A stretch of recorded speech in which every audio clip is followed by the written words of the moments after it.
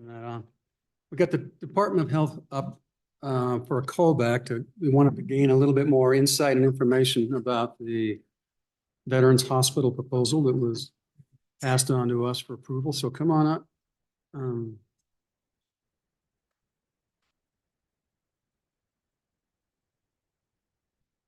Representative Larson, I'll let you begin leading the questions. Well, good afternoon, Mr. Chairman, Madam Co-Chair, members of the committee, Stefan Johansson with the Wyoming Department of Health. I'll be brief in my introductory comments, just a little refresher on this issue, and hand it over to my colleagues, both at Health and Construction Department, to walk you through some of the questions you asked us in email today.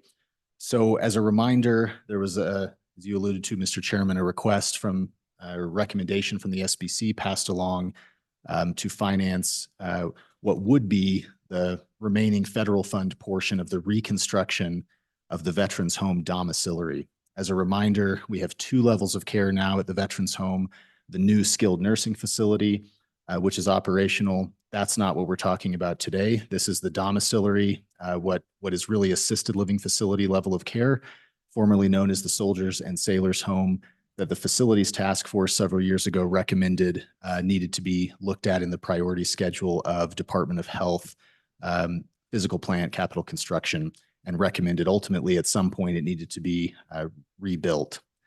So that application, for just as a reminder, Veterans Home construction projects are, if approved, generally financed 65% by the VA, 35% state funding.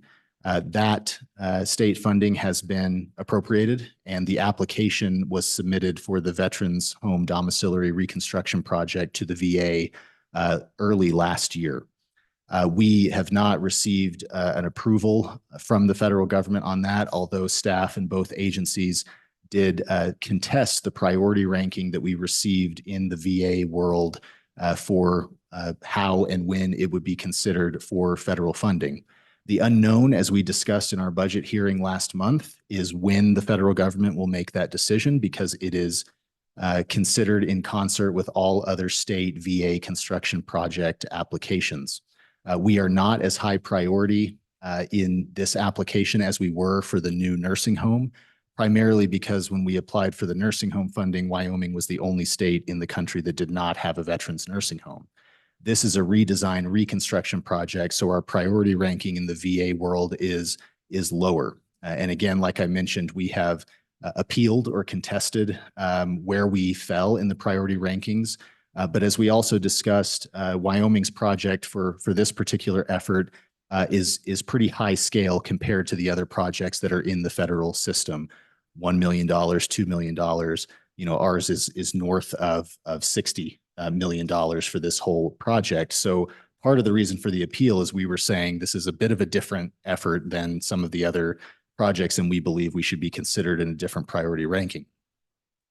However, the policy decision that this committee and the legislature are presented with, given that we have a pending application with the VA for this project, has been for the past couple of months, do we wait for the federal adjudication of this application?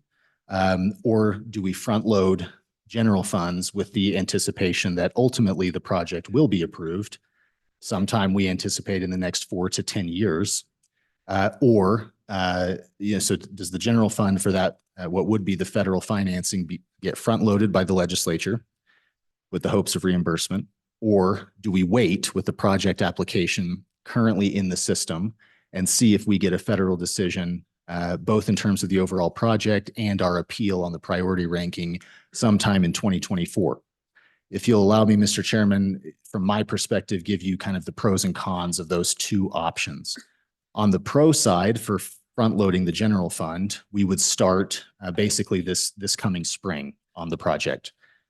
We have with construction department's help, have bids in place, have a contractor essentially retained. And so that project would start, and you'd basically have the price that was anticipated for the project be in play. The downside of front loading the general fund is, again, the uncertainty. We don't know when the the federal financing will come through, when the approval will happen. And the price tag, as you see from the SBC recommendation, is quite high in terms of general fund. Accordingly, option B, in my view, is to let the project application remain as is. Again, we hope for our appeal to be considered by the VA, and maybe our priority ranking jumps up slightly. But essentially, option B would be to leave the project application in the hopper right now and wait for a federal decision in calendar year 24. If that decision does or does not happen, we could revisit that either way with this committee and the legislature during the interim period and leading into the general session of 2025. The downside to that, to waiting, as you all know, especially on CapCon projects, is we likely would have to go, reconfirm that bid price to ensure the cost of the project. And that might come with, in a 1-year time period, a slight inflation escalator on the capital construction. So kind of a Sophie's choice here, Mr. Chairman. I certainly see the merits of both options. The third option we had discussed last October was essentially to pull back the application and reapply. The only upside to that is potentially securing more federal funds based on the cost escalation of the project that would be completed, next year or in 2026. The significant downside to that is starting over. We have an application in the pool right now, and the federal funds are locked in. So again, the downside being a new application could generate more federal financing, but the unknowns would be even greater. Would that project get approved? And there's federal policy and legislation coming down the pike that we just don't know how things would be prioritized in the future. So in my view, the first two options, A and B, are the policy decision for this committee and for the legislature. Did the general funds get front loaded to begin the project for lack of a better term, immediately this spring, with the uncertainty of when it would be reimbursed? Or do we leave the application as is, wait for a federal decision this calendar year, and essentially hope for the best? And that would basically mean starting the project at the earliest in early 2025. With that, I'll certainly. So tell us a little bit about this facility, what its condition is, how many beds, and also about the population. I mean, how many are Wyoming residents, how many are not, and what's that policy? Mr. Chairman, in terms of the facility, as I mentioned, it's assisted living facility level of care. Historically, the Soldiers and Sailors Home. Right now, we have about 65 residents in that facility. We're licensed for 77. We dropped that licensure a bit to accommodate the skilled nursing facility that opened in 2022. And it's mostly assisted living facility level of care, although we have residents there with more intensive skilled nursing needs, which will transition to the new nursing facility. And a significant portion of those residents have psychological or psychiatric needs that, again, can be better met at the skilled nursing facility, but we handle those both in terms of services we provide, as well as contracted services in the community. In terms of the building's condition, I think it's safe to say, certainly from my perspective, it needs to be redone. It is an amalgam of buildings going back to the 1940s that you can see the decades progressing and everything that's been added on or done at that facility. And it's in need of repair. The level 1, level 2, level 3 studies, as well as the facilities task force work dating back to 2014, have confirmed that. Some of the specific issues that occur in the building is general layout that's not at all very efficient. Not so much of a home-like environment, which is what the legislature has prioritized for the new facilities it has authorized the Department of Health to construct at the state hospital, at the Life Resource Center, and frankly, at the new nursing home, which is a beautiful facility and one in which I know the residents we have in there now are extremely happy with the services and the conditions that they're in. In the domiciliary side, we do have ADA issues, steep ramps, dated utility infrastructure, And again, I think for those of you who have been there, the facilities task force and legislative recommendations to at some point redo that facility, I would absolutely agree with. Mr. Chairman, in terms of the population mix there, it is all veterans or Gold Star family members that are eligible for the domiciliary. The percentage of those who are from Wyoming is high. I'd have to get back with you on the specific number. I think we answered that question in either a previous memo to the JAC or in our budget hearing, but I'd have to double check what those percentages are. Some of that is hard to determine because you have folks who may have been in a facility in Nebraska, but have always had roots or lived previously, a decade before, 2 decades before in the area or in Wyoming, whose family wanted them back at a Wyoming facility. So I can't tell you to the T, Wyoming residency, it's 100%. It isn't. We have had folks transition from other states to the veterans home. So then just another question. In terms of our mission in the state of Wyoming,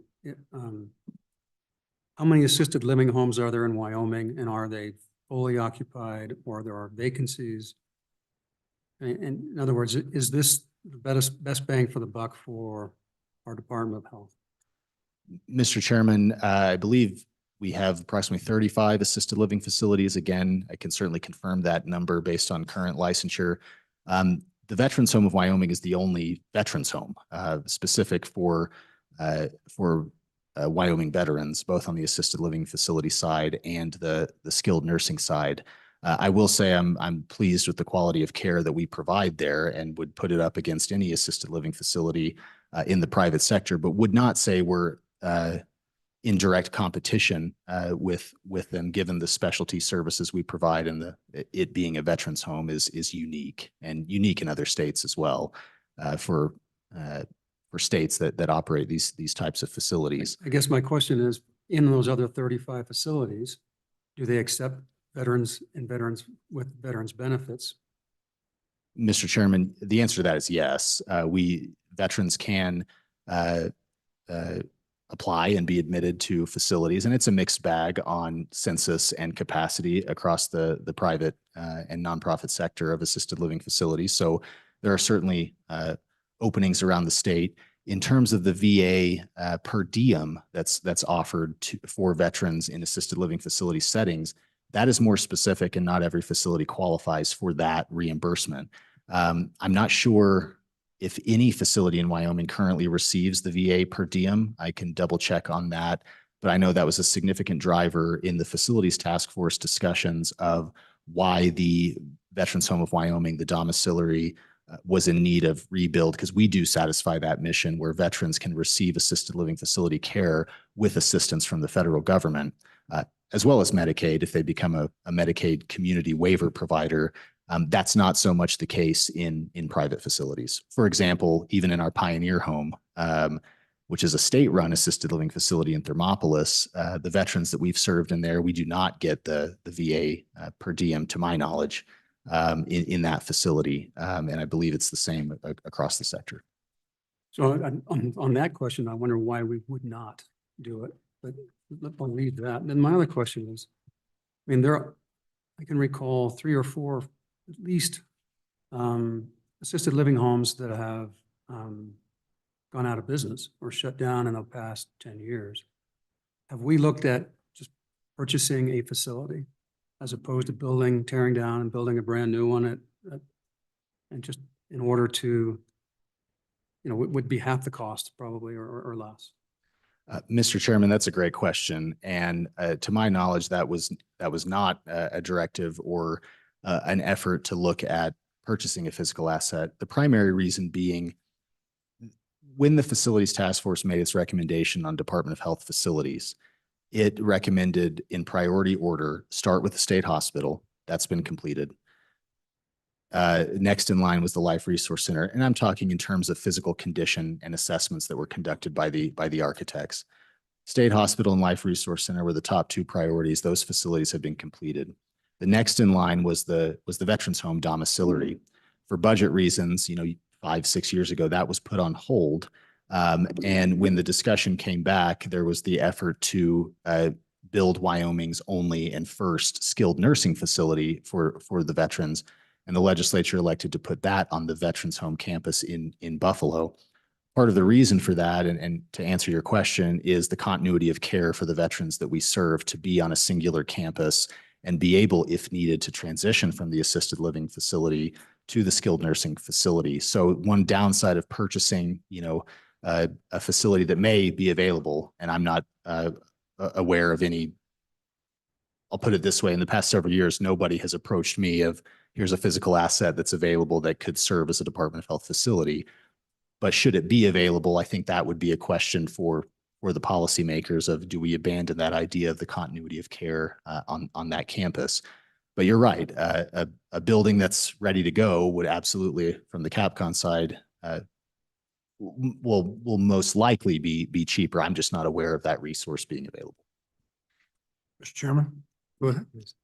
Mr. Chairman, many years ago, I was on a study task force, and this was one of the facilities that absolutely needed to be upgraded. Man, oh man, it's just not built for the purpose it's serving now. So it could really, what is your plan for, when we rebuild, will we rebuild with more beds or the ability for more beds? Mr. Chairman, Senator Anderson, good question. The plan is not to add more beds to the facility, but to essentially rebuild and modernize what we have. When that project starts, the plan is that I believe it's 3.5 to 4 year project. The difference between the State Hospital and Life Resource Center projects and this one was that at both the State Hospital and the Life Resource Center, we were building new facilities on that campus. So the logistics were a bit easier in that we were not moving patients around to accommodate, a redesign. It was on the other side of the campus. Once the building was ready to be occupied, we moved the staff and the residents over.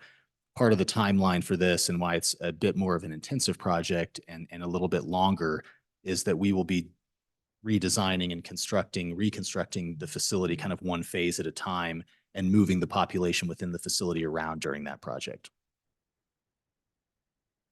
Mr. Chairman, if I may, I know you all had asked some questions about how the priority schedule works with the VA. We're happy to address that if you'd like, and I'll hand it over to Franz Fuchs, my Chief Policy and Data Analyst, and certainly Director McComey and Ryan Scranton at the Construction Department. This has been years in the making. We worked hand in hand to understand and work through the Kafkaesque federal bureaucracy with the VA. But Mr. Chairman, if I may hand it over to Franz to give you a quick summary of that priority schedule. Where are we, Franz? Thank you, Mr. Chairman. Get a little closer to that razor. I mean that. Mr. Chairman, if I'd known about JAC maybe yesterday, I probably could have been a little less scruffy, but you can see what I look like in real life. Mr. Chairman, members of the committee, we developed this handout for you to try to illustrate the priority grouping, and just as a hypothetical example of kind of how projects will slide in and out of the priority grouping. So the first page, table 1, you just see the hierarchy there. So most of the priority group we're concerned about is priority 1. Anything that doesn't have state matching funds goes into the bottom priority 2, which is pretty much will never get funded. So you're really only concerned about your relative grouping in 1. Priority grouping 1.2 is of note. That's the grouping we received for the nursing home, because we did not have, as the director mentioned, a nursing home in Wyoming. So we qualified for that higher group, and that's why that project was funded quickly.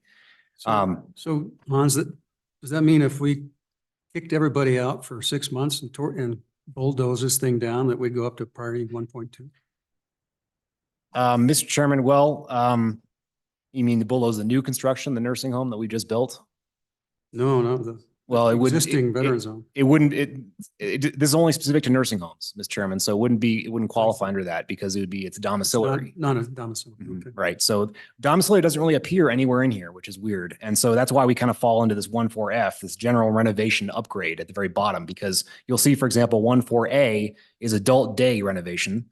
1.4B is nursing home renovation. And domiciliary really is the level of care is really between those two, but it's not mentioned anywhere in the CFR. So that's where our appeal to the VA has been, hey, you know, this really, it's not mentioned. You've put us into this 1.4F by default, but we really, you know, we're meeting the standards of nursing home by construction. The level of care is between A and B. We have a host of reasons why we should be higher. So currently we are at 1.4F, general renovation upgrade, along with, you know, the storage closet in Missouri that's being upgraded for $20,000. That's kind of the level of project that we're really falling into. And it really doesn't, in our opinion, fit.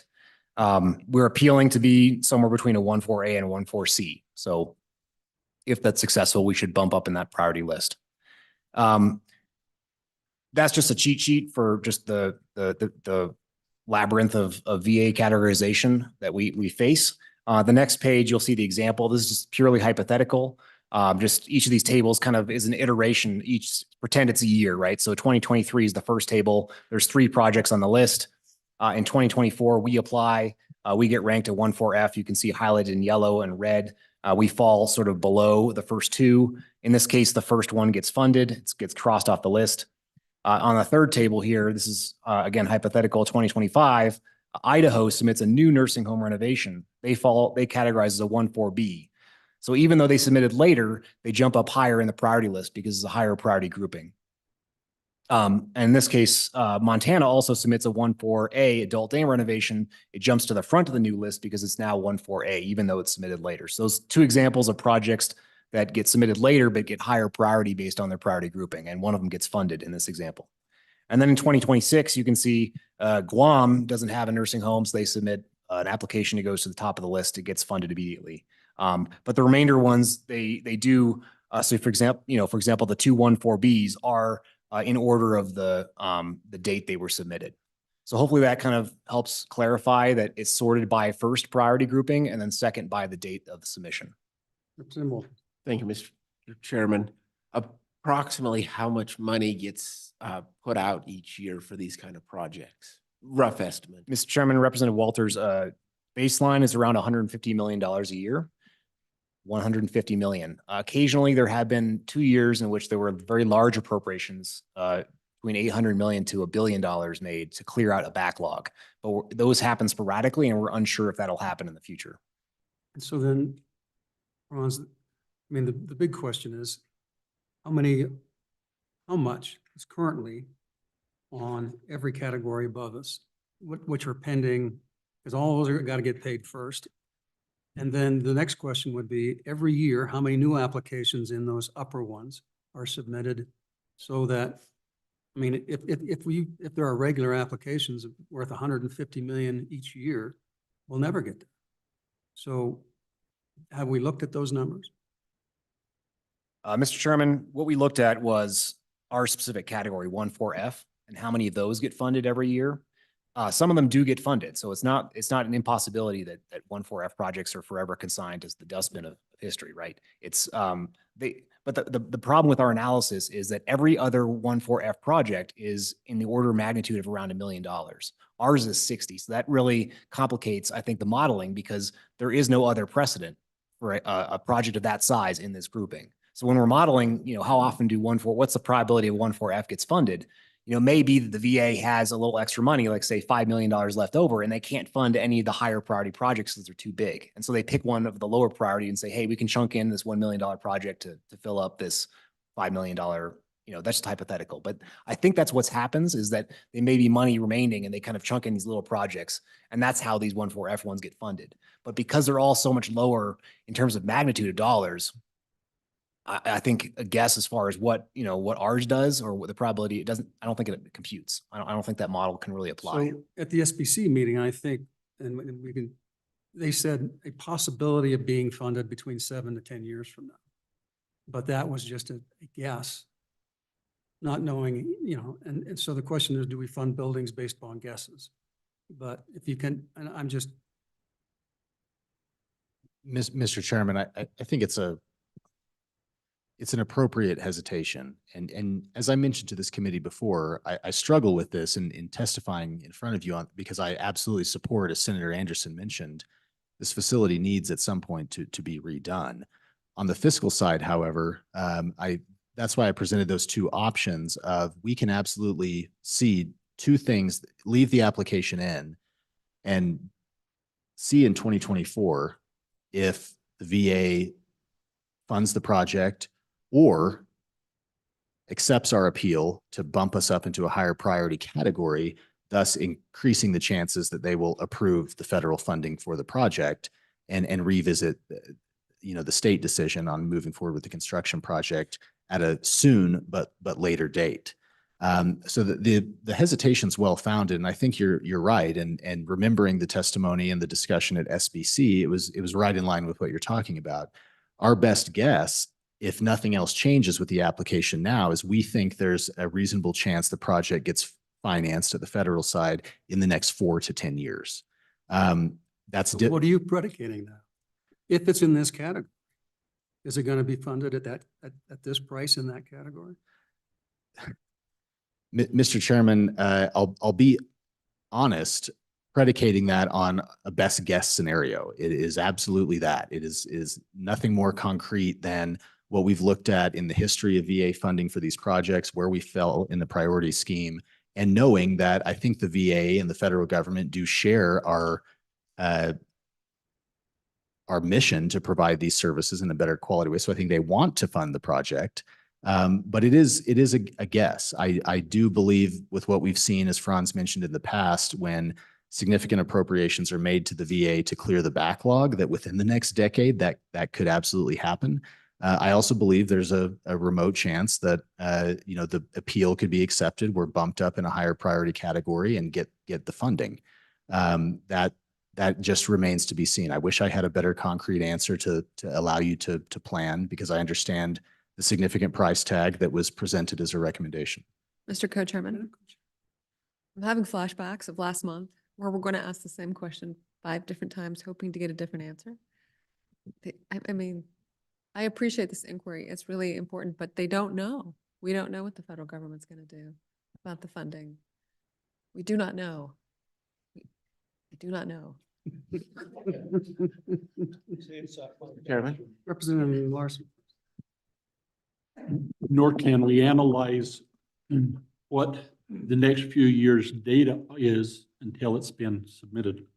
So to look at what may be coming down the pipe is purely speculative. So I've got a couple of questions on Mr. Chairman, I think first I'd like to try and see would it be all right if we could hear from Mr. Scranton on any thoughts that he might have because he's been involved in that process, and he might answer my questions before I have to ask him. Fire away. Mr. Co-Chairman, Representative Larson, Ryan Scranton, Project Manager for the State Construction Department. Thank you for the opportunity to add. I don't know that I have a lot. Director Johansson and Mr. Fuchs covered it fairly well as far as priority goes, and I think the group's view on the best approaches or options for moving ahead, option 1 or 2, as it were. With that, I would stand for any further questions. Go ahead. One of the questions as we talked amongst ourselves is, if we build this out, front load it and build it out, what incentive or is there for the federal government then to reimburse us, the VA to reimburse us? Is there a requirement for them to do so? Is there any conversation we've had with them that they've indicated that they will reimburse us? Mr. Chairman, Representative Larson, I think the simple answer to that is no. In terms of a requirement once a facility is built to reimburse for that, I think it's just the likelihood that the project absolutely qualifies for VA reimbursement. It's when does the federal government allocate the funding, and on what timeline is that? So I'm not aware of anything within our project that wouldn't fall into the VA eligibility scheme, so to speak, of being eligible for those federal funds, but it's out of our hands of in conjunction with the other projects nationally when they decide to bump that funding up and give it to the state. Follow up on that, Mr. Chairman, if I may, and I get, thank you, but in waiting, if we do wait, and if the funding ever then became available, has there been any, so have we had any conversation with the VA that says, you know, it looks like we're 7 to 10 years out. What if we go ahead and build this out? Would you guys then, when those funds become available, reimburse us? Do we have we had any of that kind of conversation? Mr. Chairman, Representative Larson, we have had conversations in that vein, and we meet quarterly with other states that are pursuing grant projects, and it's actually a typical model for states to fund 100% and then pursue the grants as a reimbursement based on the timing of the grant. Okay, thank you. And then follow up, Mr. Chairman, to we had a little bit of conversation here today about other resources around the state for assisted living for veterans. And then what type of burden would the ongoing operation of this facility be once it's constructed? I think that you put some modeling together and have could maybe enlighten us on that as far as impacts on the budget, impacts moving forward with the new facility. Could you share those with us? Mr. Chairman, Representative Larson, for all intents and purposes, the operational budget of the Veterans Home domiciliary would remain the same. We would operate in the new facility if constructed in the same manner and breadth that we do now in terms of staffing, resources, overhead, purchasing, those types of things. So I don't anticipate a great impact there. It really is the reconstruction project itself that is the significant cost, and also logistical changes to our operations for the better part of 3 or 4 years in getting the project done. But I understand the question because we have added a level of care to the Buffalo campus, so things have changed. Our staffing levels at the Veterans Home have changed, but largely due to the implementation of the new nursing facility on campus, where additional positions a couple of years ago were authorized for nursing and CNAs. Whereas with this project, the administrative staffing, the direct care staffing, and the number of beds would remain the same. Well, go ahead with Senator Salazar. Go ahead. Thank you, Mr. Chairman. Salazar. Director, can you remind me what's the total price tag for this if we started in 2024?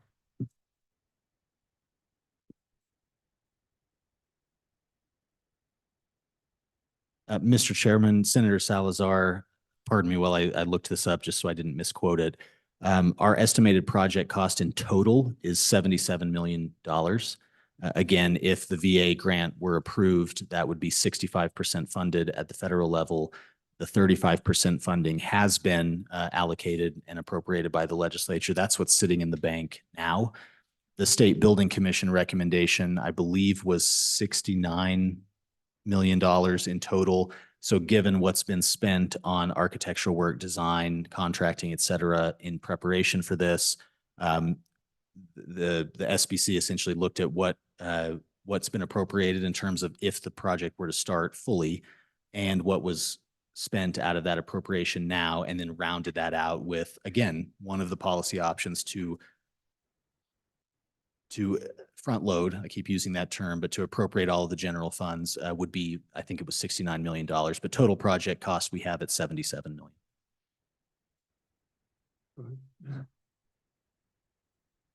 Thank you, Mr. Chairman. Just going to go back to the list, trying to, and whether we can even use the example, just trying to fully understand how the list functions when new years come on and new projects come on. So the way I interpret what was described earlier by Mr. Fuchs is we have a list that came out of 2023 projects. And so then in 2024, a whole bunch of states are going to request funding for a whole bunch of different projects. And they will, our friends on the federal side will then take that list of projects and essentially insert them into the list from 2023 Some will go higher than projects that are on the 2023 list. Some will go lower. And then they'll allocate the 150 million or whatever to get as far down the list as they can. And then that process will repeat again in 25 and 26. And so we're not on the 2023 list in perpetuity, and they work a new 2024 list and then come back and pick up some 2023s. We are on the master list of construction, and each year projects get inserted and others come off as they're completed, obviously. But that's, like I said, that would be the master list, and it all depends on the criteria that as to where they go. Is that a good explanation of that? Mr. Chairman, Representative Walters, yes. Just for my own feeble brain, the way I like to think about it is, you're right. So everything is considered first and foremost in the scheme of the priority schedule, 1A, 1.2, 1.4A, 1.4B, et cetera. So any projects in this subsequent year that come in that, as Franz mentioned in the hypothetical, might come in a higher priority category would absolutely be higher priorities in the master list than how it existed last year in 2023.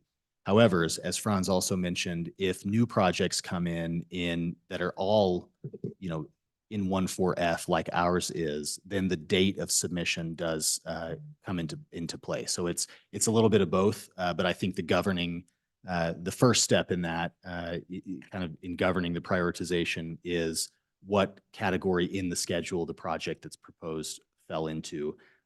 Then within those specific categories, dates of submission become part of the ranking. Go ahead. So just again, want to make sure, because we've talked about a number of dollars I just want to make sure I've got the process correctly as we start having conversations about CapCon and what we want to do based on the options that you've really highlighted.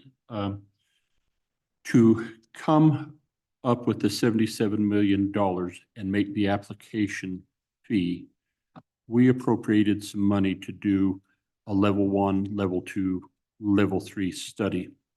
At the conclusion of the level 3 study, we got a bid, I believe, that has generated this amount for the cost of construction, which we had to have in order to make the application to verify to the VA we want to build a facility of this magnitude at this cost, and verify to them at that point that we had money on the state side. So in order to do that application, then we appropriated 27 million, I want to say. Correct me on that. Mr. Chairman, Representative Larson, I believe that figure's accurate. I had in my brain about $30 million state appropriation. We're looking at the exact appropriation. So 2730 for this conversation is going to be fine. So we've got the state share, and we've put that aside, and that's been there. We submit the application, they've approved the application, then they assigned a ranking, a priority ranking, which we argue, and is this. So then as the options come out to front load it with the idea that the model could reimburse us once we have it built, whenever that may be, is the 77 million. So it seems to me that we're coming down to an idea of impact or based on the condition, which is a question that I'll get to, the condition of the domiciliary versus general fund dollars we have available, and which of those really should be a priority. So if we front load it, we're going to take those general funds and we're going to wait a number of years before we ever get those reimbursed back to us. And can we accept that? But we would get the services and replace this facility sooner, which if we need to determine if that's a valid concern. Option 2 would perhaps say that we don't front load it, but we leave the $30 million in place in the event that your appeal or whatever we call that comes back in April and says, we agree with you, we're going to move you up, where then we may get funded in the next couple of years. We don't know. But what we lose there in doing that is this fixed cost that we have the contractor locked into now if we were to move forward and front load it. We have to accept that if that's what we want to do to free up this other money. If we leave the other option then is to, even if that appeal is rejected, we could leave that $30 million, whatever it is, in there and watch over the next year or two to see if our prospects improve. Because if I hear you correctly, option 3, which is to withdraw, has some perils. That means you may never get approved again. Right. And it certainly isn't going to get approved any longer. So then we've got to decide, and we don't need to decide that this session. We could decide that next year or the year after, whether to leave that money in place. So my first question, is that a fair synopsis? And secondly, if I could maybe come back, Director McComey, to you or Ryan and say, what are your concerns with the existing condition of the facility? And help us to understand if we have room in there to work this process further down the road, or if it's at a perilous state. I mean, I use that word lightly. So is that a fair synopsis? And then Director McComey, please. Mr. Chairman, Representative Larson, it's absolutely fair and accurate. What you mentioned, the appropriation that was made as the state match at the time that the appropriation was made is absolutely there and available, and could stay in the coffers while we await a federal decision on this project over the next calendar year. The only, as Mr. Scranton and others mentioned it at SBC and at previous committee meetings, and we all know, waiting years to do a project is obviously going to result in cost escalation for that project based on what we know from inflation in construction. So I think that's just good to be aware of, that we have a price right now. If you take this out another 6 months, we would revisit that. Would the cost escalators be what they would be on a 5-year delay? No, but it could certainly be there and would need to be addressed in the subsequent session should we get a federal approval.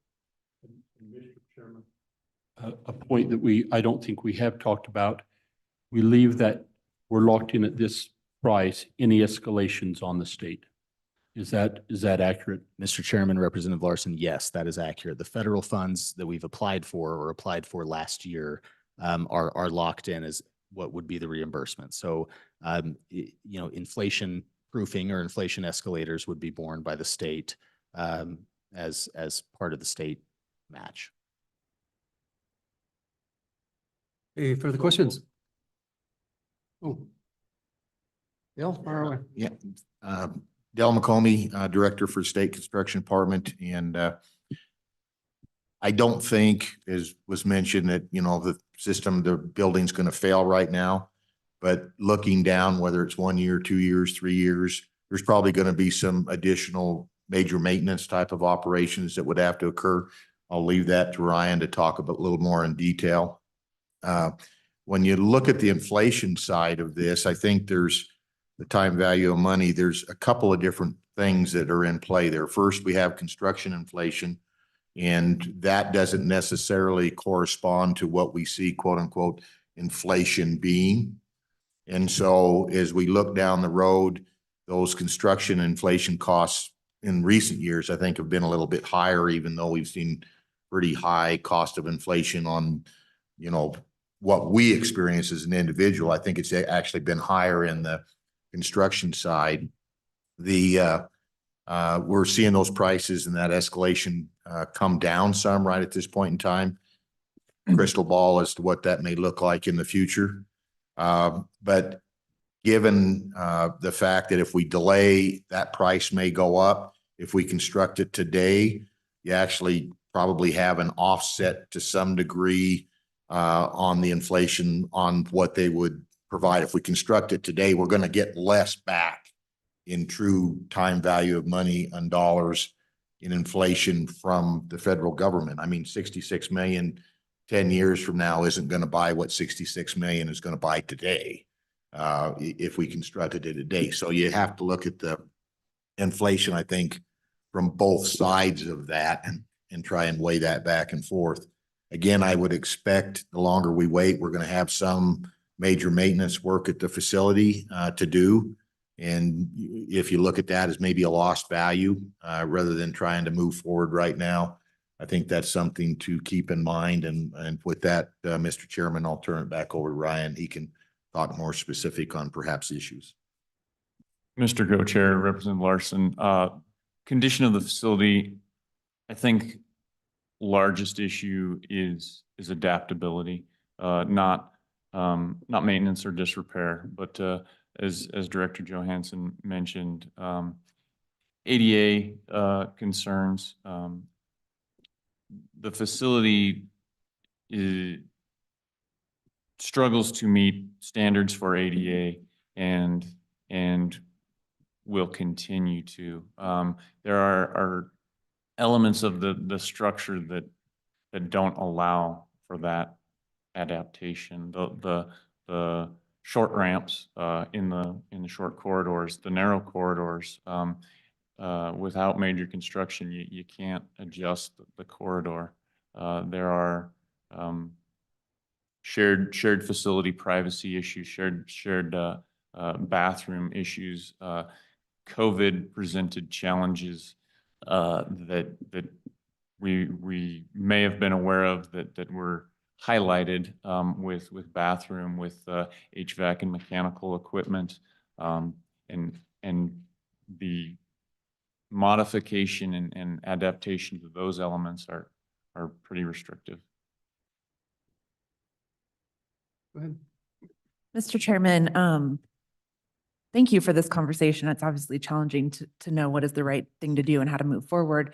So what I just heard is that it is challenging, and that's probably a soft word in thinking about how to modify the space to meet modern best practices for care, for ADA accessibility, for privacy issues. But has there been a cost analysis done of how much it would cost to overcome those difficulties and modify the existing structure versus scraping it and building new? Thank you. Mr. Chairman, Representative Sherwood, short answer is yes, which led to the recommendation to do this reconstruction, this redesign, primarily because, again, the campus in Buffalo, as I mentioned before, is not the same as the new facilities we built in Evanston and Lander, which were new facilities built on the other side of the campus. We just don't have that luxury to do that on the Buffalo side. And frankly, the bones of most, some, if not most of these buildings are good. So the reconstruction makes sense. I do not believe, based on the analysis, the level 1, level 2 that was conducted, that it's not in the facility or the state's best interest to do major maintenance projects on some of these issues, given that I think the decision would present itself down the road for reconstruction anyways, given some of the physical plant concerns that Mr. Scranton mentioned. But essentially, to answer your question, not to be cheeky about it, is yes, that's the reason for this this project altogether, was not to rebuild a new facility, but to take the current facility and redesign it to fix some of these issues, both in terms of ADA, patient care, modernization, privacy, infectious disease control, et cetera. Further questions? Mr. Chairman. Please. Senator Anderson. Mr. Chairman, I don't want to pass up the opportunity to congratulate the Department of Health and Franz on getting that skilled nursing facility open. That was a big struggle, a year to get that thing staffed. And we got one building staffed, And we have two more. We have 12 beds open now, I think. And so what's our schedule looking like for staffing that other two facilities, other two buildings? So we would have 36 beds like we originally were going to have. Thank you. Mr. Chairman, Senator Anderson, thank you for that compliment. I'll agree with you. It was a frustration and a struggle to take occupancy of that building really on the construction side early last summer and have so many challenges to get the nurses and the CNAs recruited to operate it. But we did get there in the first cottage, as you mentioned, late last year. The plan right now, we're actively still recruiting for the other cottages. We believe we can bring this month an additional 8 residents into cottage number 2. The reason we want to do that this month is because, as I mentioned before, there's kind of a cascading schedule. Once we are at a 3rd occupancy, which we basically are now, we can request our state certification survey, which is basically on the CMS side to have a Medicare number, those types of things for billing. You have to be operating and occupied at a 3rd capacity to be able to get that survey. So that's step number 2 that we're approaching this month. Step number 3, when we're at half capacity, basically a cottage and a half occupied, we can request the VA certification survey, which once we pass that, we get the VA per diem reimbursement start to flow. That is planned for this month, bleeding into February. Recruiting is still a challenge, but with the efforts of the department and assistance from A&I, I think that the future looks good in the short term, knock on wood, that we can recruit the direct care staff to get the 2nd cottage occupied, and hopefully going into the spring, be able to staff and fill the 3rd cottage and be at full occupancy. And I'll mention to the committee that once we're there, the financial model was designed for this facility that the skilled nursing facility will cash flow positive. We'll be able to make money at the veterans nursing home and thus discount private pay rates for veterans that admit to the facility before they're on Medicaid. So it's a real innovative model. I think we'd be the only state in the union that's doing that. That does not apply to the domiciliary, just to be clear. This is for the skilled nursing component only. But both sides of that coin, Senator, recruitment is still a struggle, but I think I remain optimistic that we'll be able to get there. And having been at the facility with the new residents in there in December, my goodness, what an unbelievable model of care, being able to observe it and see those folks with the greenhouse-like model. We're now transitioning this month where all of the meals in that cottage are cooked in that small kitchen, not delivered en masse, with the CNA Shabazz doing that work and having put eyes on it. I think the state made a wonderful decision going that model. The task for us is staffing it up and operating it at full capacity, which we'll continue to do. Mr. Chairman, follow up. Please. That is a great accomplishment. And I'm sorry that the legislature put that on you, but you sure came through, even though it was a year later. Is that VA reimbursement? Is that in arrears or from that point forward? Can we claim the previous year that we already have involved? Mr. Chairman, Senator Anderson, I wish. My understanding is that once we get the VA certification survey completed and approved, that's when the VA per diem funding starts. It's not retroactive, and the same applies for Medicare and Medicaid payments that we need to be CMS certified, which again is our next step this month, in order to receive the Medicaid or Medicare payments. Again, not retroactive. But I will, if I may, Mr. Chairman, mention if there is a benefit of the recruitment struggle, you won't see a budget request because we have the 100 series savings from the vacancies that we've had, going back to the earlier part of 2023.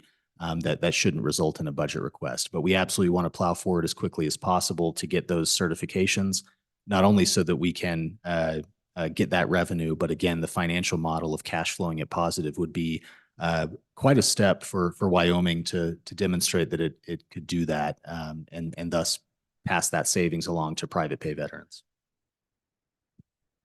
Go ahead. Director McComey and Director Johansson, we've in these budget hearings, we put our LSO staff in a very difficult position in keeping our schedule full. And you guys came over here in less than an hour's notice at their request, and we just want you to know that we appreciate that. We know that you're busy. You bring your senior staff with you. You're busy, and we just really appreciate your willingness and helping our LSO staff and helping us get this done and helping us to better understand. It's very kind of you. Okay, anything else? All right, thank you very much. Can't we repeat that one more time or another way? Madam Co-Chair? Win. No, it's win, right? Yeah. Okay. Next up is what? Miners Hospital, is that right? I believe so.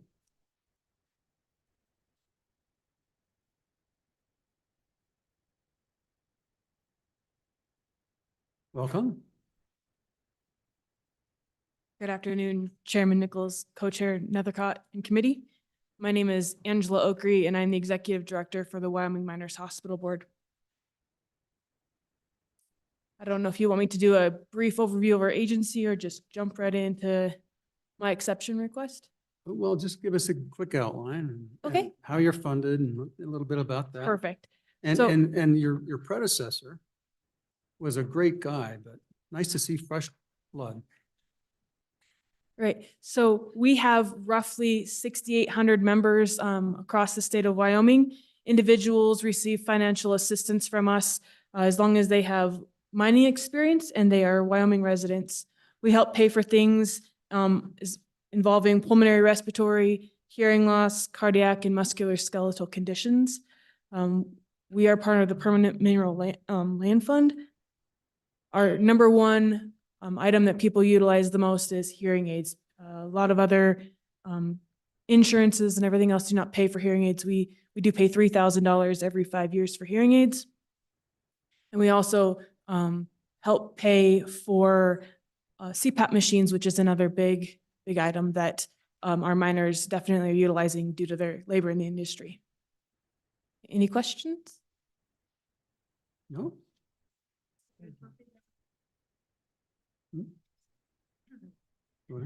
Mr. Co-Chairman, Senator Furphy has a bill, of course, to help pay for hearing aids for the deaf this year. Over and above? Just putting that out there in the event you're interested. Murphy's like, what? Never heard that. Director Okray, appreciate you being here. And can you just remind me, as we've had conversations, there's the conversation that comes up that a miner lives in Wyoming and then he retires and he moves and he's mining. His workforce experience was here, moves to Arizona. Now, does he still qualify, or how does that? I just can't remember how that works. No, the only way they qualify is if they have a Wyoming residency. If they snowbird in Arizona, they are, but you have to have that Wyoming ID. Okay, thank you. Okay, please proceed. Go ahead, man. I'm just going to jump in. So could you give me a broad overview of how that mining industry, those jobs are defined?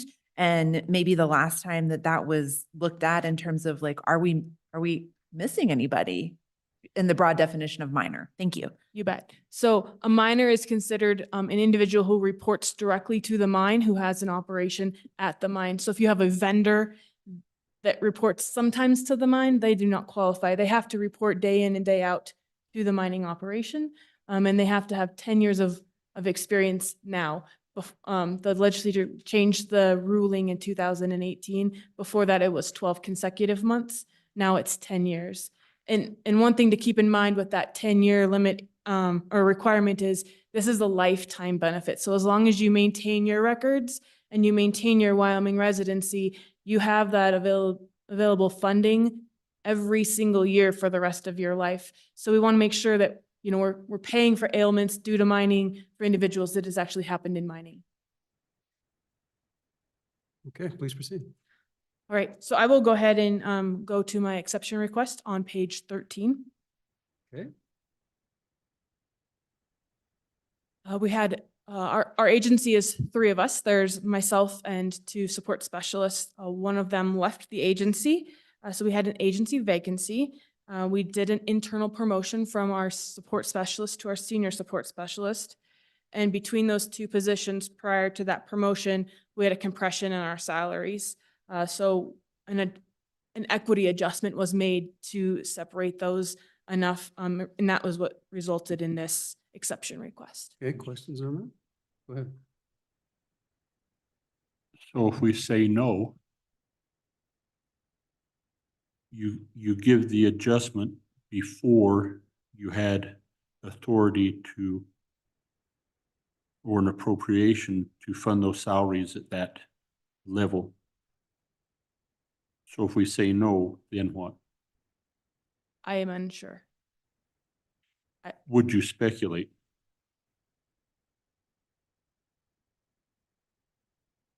That's normally, not normally a question that a lawyer would ask.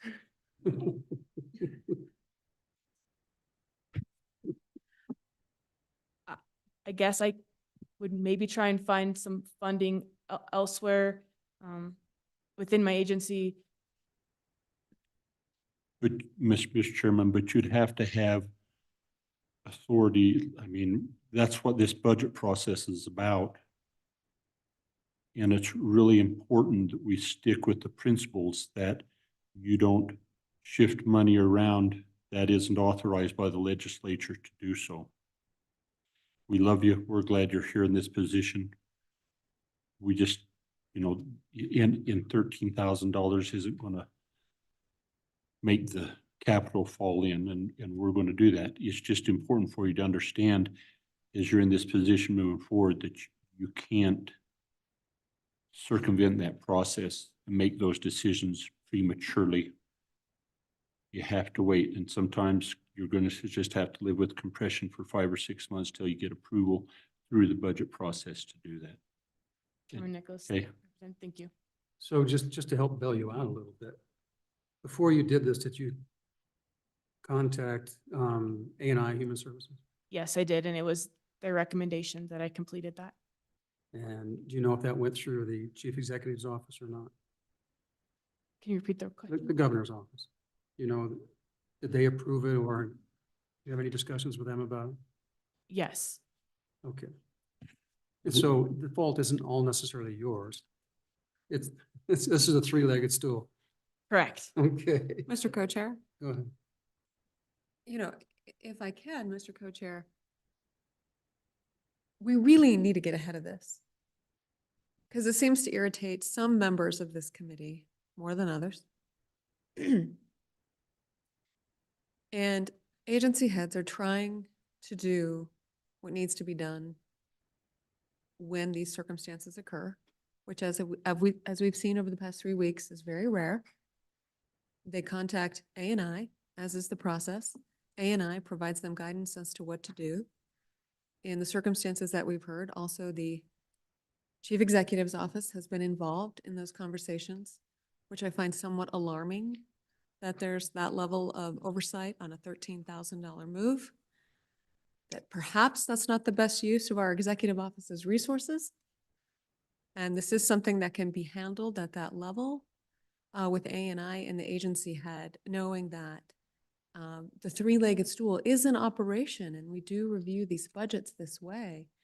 So this isn't working. And so I suggest that this committee take time to evaluate how to do this differently so that those agency heads who are trying to do the best they can for the people of Wyoming and their agencies don't find themselves in this untenable position that they can't get out of when they're following the process as currently provided. Mr. Chairman. Go ahead. And Mr. Chairman, I couldn't agree with Madam Co-Chairman more. It is really frustrating for those that have been on this committee for a number of years, and we look at this and understand there is a process, and have listened to the budget department and the A&I. express concerns about this and then find that they've approved that ahead of this process is part of the process that we've got to fix. And you're absolutely right. It shouldn't be these agency directors that take our wrath. And so I think we've got to get the agencies that are giving them the advice back on track, because this just, without no communication with the appropriators of funds that this is okay, is not acceptable. And so we, whether it be $5 or $5 million, they're on this type of stuff, it's just, that's not the way we operate, but it is not. And you said it very well, Madam Chairman. It is not the fault of the directors when they've gone through what they have deemed is the appropriate way to do it. So please know. Okay. Thank you. Okay, thank you. Great. That was fun, wasn't it? Perfect. Thank you. Okay, up next is State Geological Services Survey, is that right? Mr. Mr. Co-Chair, Chairman, can I chime in on that? Sure. Please. No, I just wanted to say I really appreciate the conversation, because this is also frustration on the executive branch as well. And we have had that conversation of what agencies' positions are budgeted at, what positions are being actual. I do feel for the agencies when they come here and, like you said, for $13,000, there's a little bit, I think we heard earlier about the chicken and the egg, or the cart before the horse, whatever you want to call that. We have agencies, particularly smaller agencies, that need to make those moves, and they don't have the flexibility that some of the other larger agencies do. And I know ANI was mentioned here. I think that it's maybe a four-legged stool where we have the executive branch, the legislature, we also have ANI, and then the budget department. So we need to make sure that we are all working together, because it's not necessarily, ANI will look at those reclassifications, but then we do have to rely on the budget department and fiscal people within those agencies to make sure that they're not in violation of the 310. So it does get a little complicated there. And like I said, I do feel bad for the agencies when they come here, and because we have instructed them to come here. But I do think we would be willing to work in any way that we can make this streamlined. We've tried to do that on some of the agencies where you'll see that we've come in with money for the reclasses, and ANI has not done those reclasses yet. But there are some circumstances where things did happen, and now we're coming in and I guess asking for forgiveness. So, But just wanted to Madam say Co-Chair, that. so, the one thing about it is that the Joint Appropriations meets at least almost every 2 or 3 months. So it wouldn't be that hard, I think, to improve our line of communications and have these discussions as we move forward. And so we just need to work on the process. But I'm wondering if, when you say, yeah, we're going to give you this pay raise, but hold your nose when you go in front of JC, because they're going to spank you when you get there. Oh, I think, Mr. Chairman, I don't know if it is that. I think in some instances that we've had in agencies with the fiscal person and everyone involved is under the impression that there is the funding there. And then when it gets to the budget true up and when we look at those 310 violations, that's when it comes to light. So it may be after the fact. So there's also that piece in the process too that we need to, I think, to try and refine, is because everybody is under the assumption that we're fine. And then when we get ready and we start preparing budgets, then we realize that we're not in line. Well, it may well be, Madam Co-Chair, that this is something that we ought to address during the interim. Because if there's something we need to do to change statutorily to make sure that there's a funnel and that it goes through the right steps, then we should do it. And so Kevin, maybe you can put your brain to that on how that can be accomplished. yeah, Mr. Co-Chair, I don't know that it needs to be interim studied. I think there's some simple solutions that could be put forth now, and we could move that this year. And a couple of ideas, which your feedback is more important than my own here, is some type of cap that allows you to make those flexible decisions under a certain threshold. Of course, we come back and look at it again, but it's expressly permitted. And so it is just not this absurd process of following the process and then asking forgiveness. Instead, it's expressly authorized to do that without notification to the legislature. But again, I think it's important also to understand, like, our authority in the interim, or even when we meet every 2 to 3 months, the legislature is, as a whole, not just this committee, has the authority to authorize the appropriation of funds. So if we're just looking for control, then we need to be honest with these agencies that we want just to be communicated with so we can feel that control over these $13,000 decisions that they're making. Or if we want to be careful about how employee raises can be manipulated with inside this system, and we want to avoid this exponential growth behind the scenes without our intentional oversight, which is ultimately what we're driving at here. So looking forward to hearing that feedback next week and moving some solutions forward, because I actually don't think it's that difficult to provide. Go ahead, Kev. What I would add to the conversation is that please understand the level of significance that this really is in this overall budget.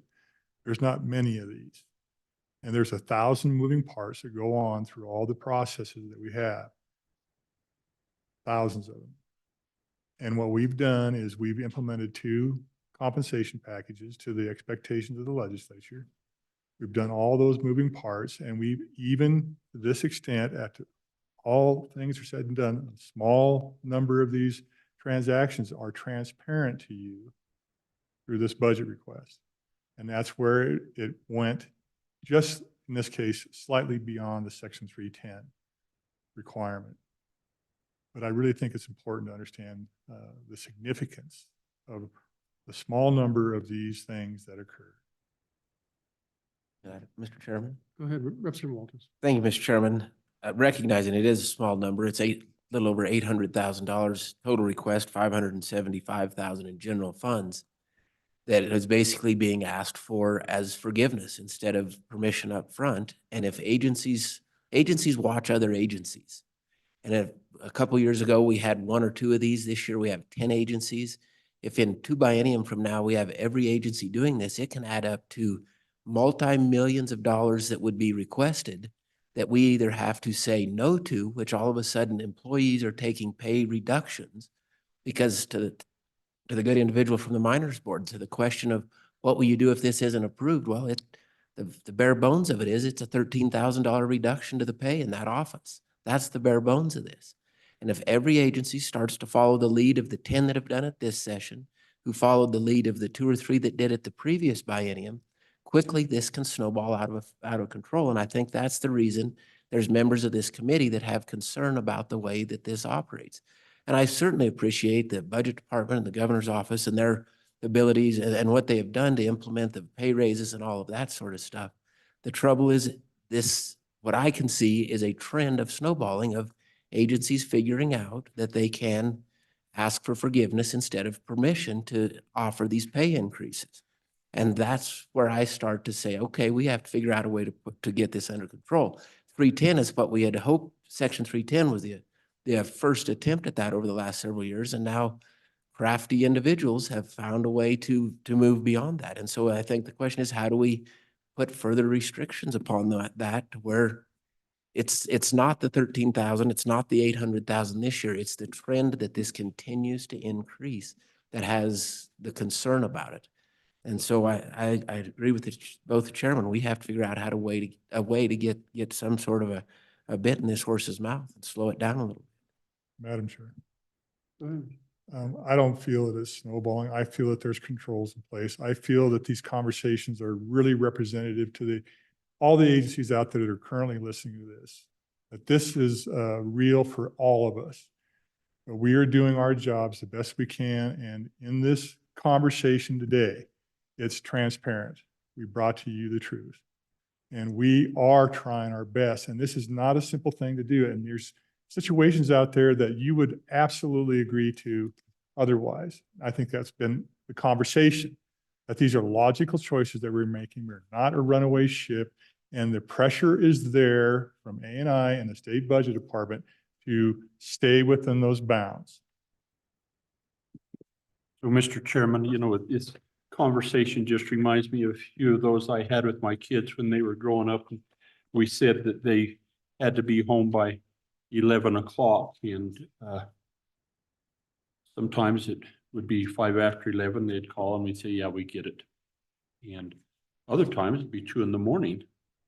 And They're calling from jail. maybe, well, yeah, calling from jail or from some kidnapped place, but it was a completely different conversation from the 2 o'clock in the morning because, and the response always was, all you had to do was call. You know, when we passed Senate File 50 a few years ago, and we talked about the B11 process and notifying how those funds are distributed.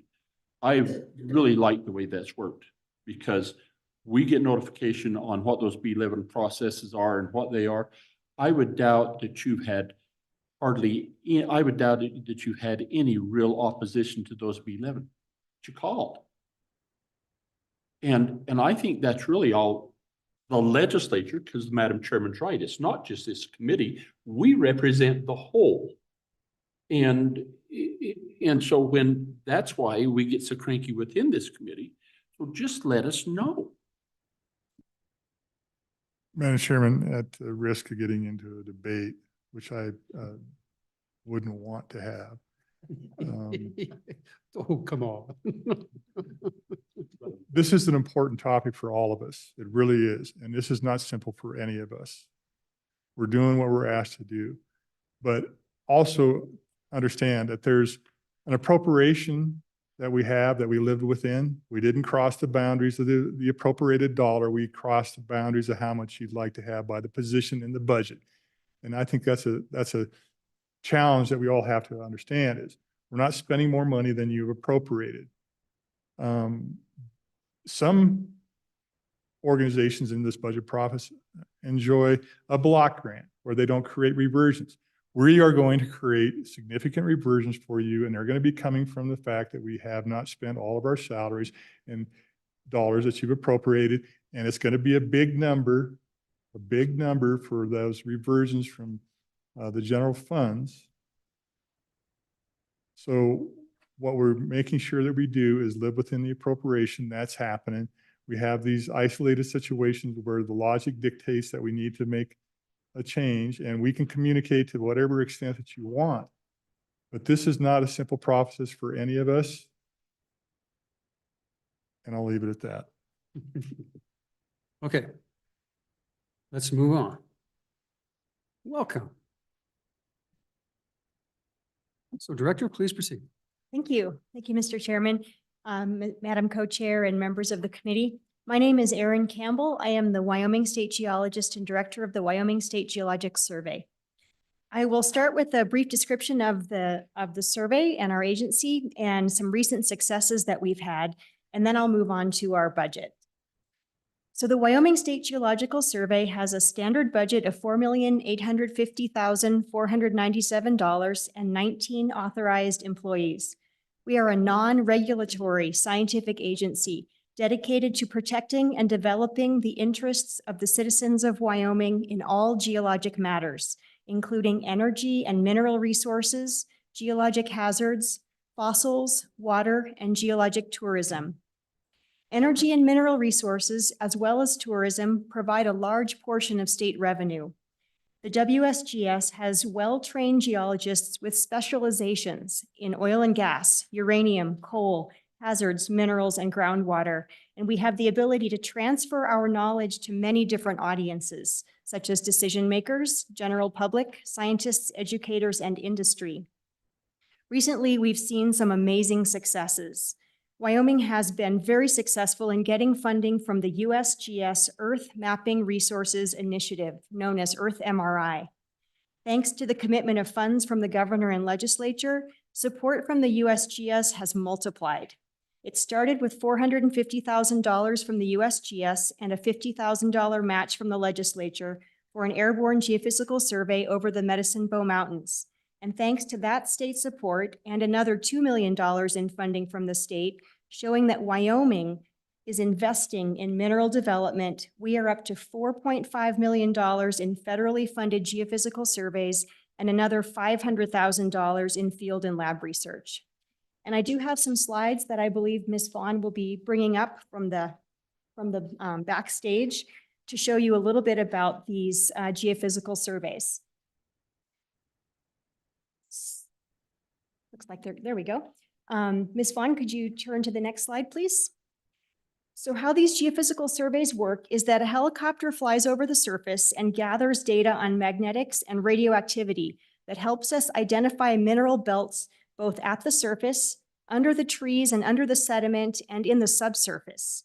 We can correlate these geophysical signatures with rock types that are known to contain certain economic elements.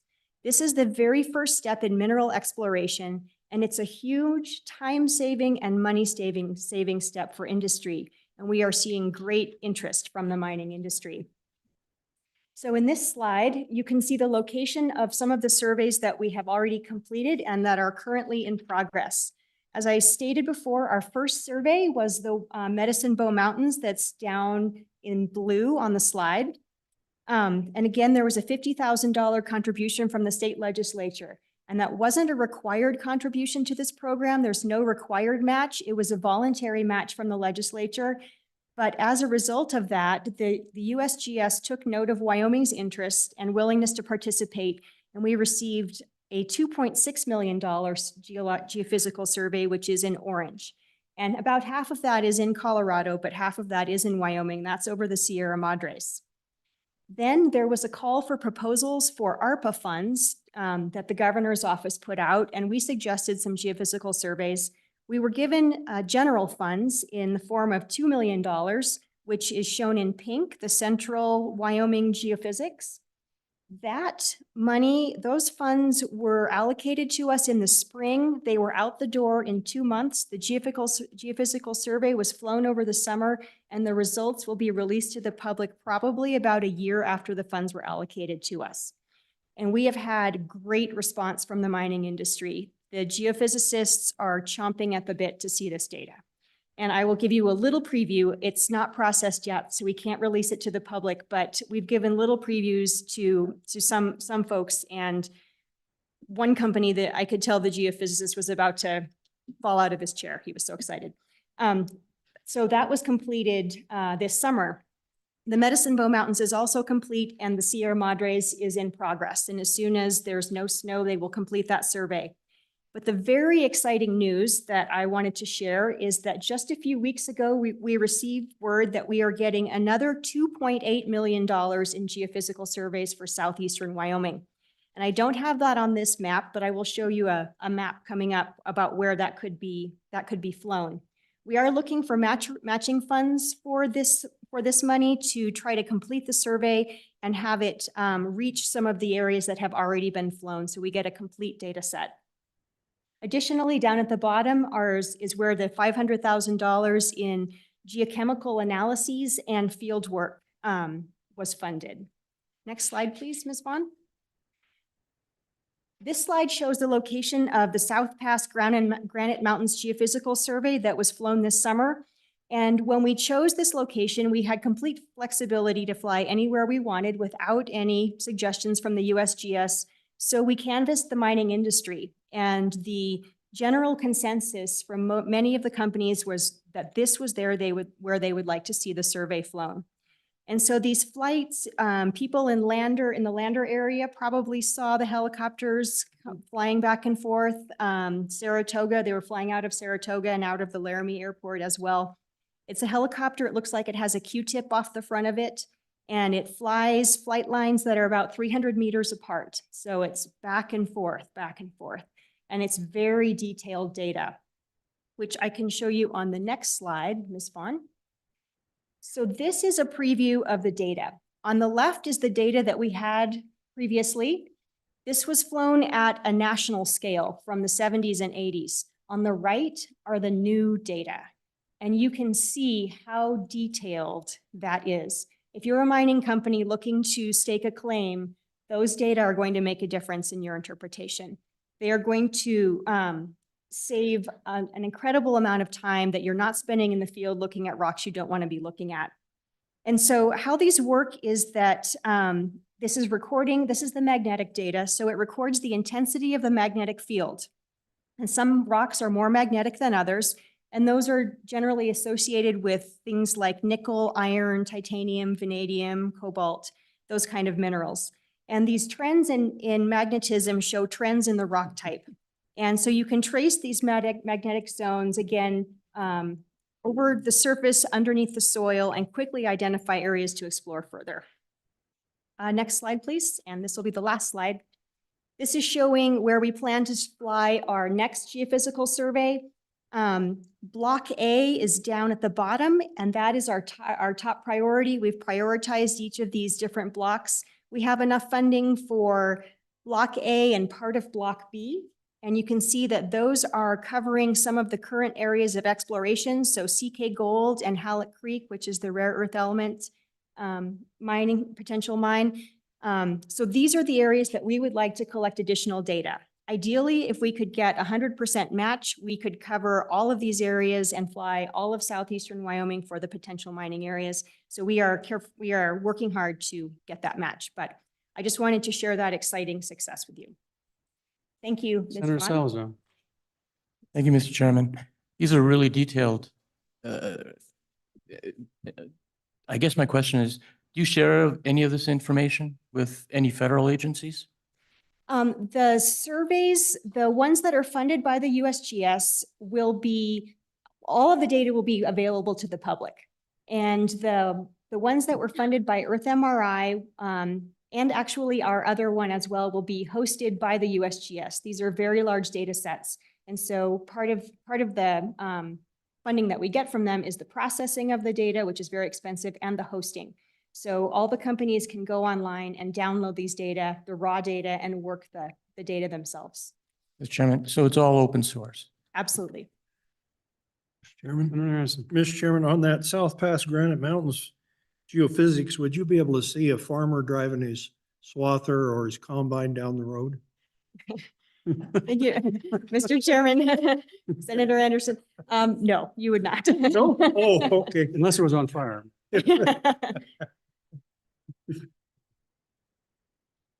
Your point, Director Campbell, Dr. Campbell, but the information will be, it takes some time to process it. So it's about a year out from the time we appropriate the money. Is that, or that you enter into the contract? There's a time lapse. So is that correct?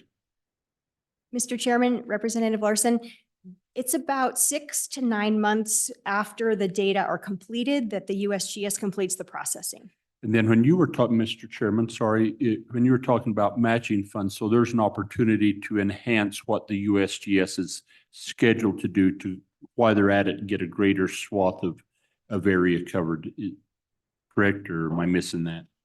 Mr. Chairman and Representative Larson, that is correct. We are trying to, the funding we have would cover about a quarter of the area we'd like to cover. And matching funds, because some of the areas could be flown on a fixed wing aircraft instead of a helicopter, would be much less expensive. So we're looking for 100% match to cover the entire area. And I would like to also add that every time we come up with match, the USGS is more inclined to give us more money. And this program will be funded through the IIJA for, at its current rate of $64 million per year, through 2026, I believe. And so we are trying to make the most of the next 2 years. Thank you. Mr. Chairman, Senator Stiff. and just to clarify, so for the 2.8 million for which you're seeking matching funds, are you seeking matching funds from us, from the private sector, from some other federal agency, just so we're clear? Mr. Chairman, Representative Stiff, we will be talking with industry to try to see if we can get some participation from industry. We have applied to WEA. We're not sure our program matches their requirements, but we are looking anywhere we can. So are we maximized the IIJA dollars so far? Mr. Chairman, those have not required a match. And so the match that the state has provided has been about 50% of what what the state has invested in mineral resources is less than half of what the USGS has invested in mineral resources. Okay. Mr. Chairman. Go ahead, Tom. Thank you, Mr. Chairman. As we talk about this match, if you had the magic wand of the day, knowing you could get some private and some other sources, what would be a reasonable amount you could say, hey, state, could you help match to this level for this current funding cycle? Mr. Chairman, Representative Walters, we would like to do a complete match. So we are looking for the full 2.8 million to match the 2.8 that the USGS has contributed. That would be ideal. Follow up, understanding that, but if you subtract out any hope for some private or other matches, what would your magic wand say for a state number? Or do you even have that? And if you don't, that's fine. Mr. Chairman, Representative Walters, we don't have that. We did contact industry prior to the $2 million Central Wyoming South Pass Granite Mountain survey. We contacted a number of mining companies and didn't get a response, but I think they also didn't expect to see the data so soon and have it look so good. So I think we have a better chance of contributions this time around. So I think a good example of the products or the results of the efforts that your agency has done for the state over the last few years is recent development in the center part of the state, where indeed some nickel deposits have at least been identified and strong interest to the point that they're mapping through core drilling efforts to identify to the extent and quality of that resource, which is just extraordinary. And in visiting with them, they really attribute their efforts to the conversation between our state geological survey office in providing them with the information that you've gathered.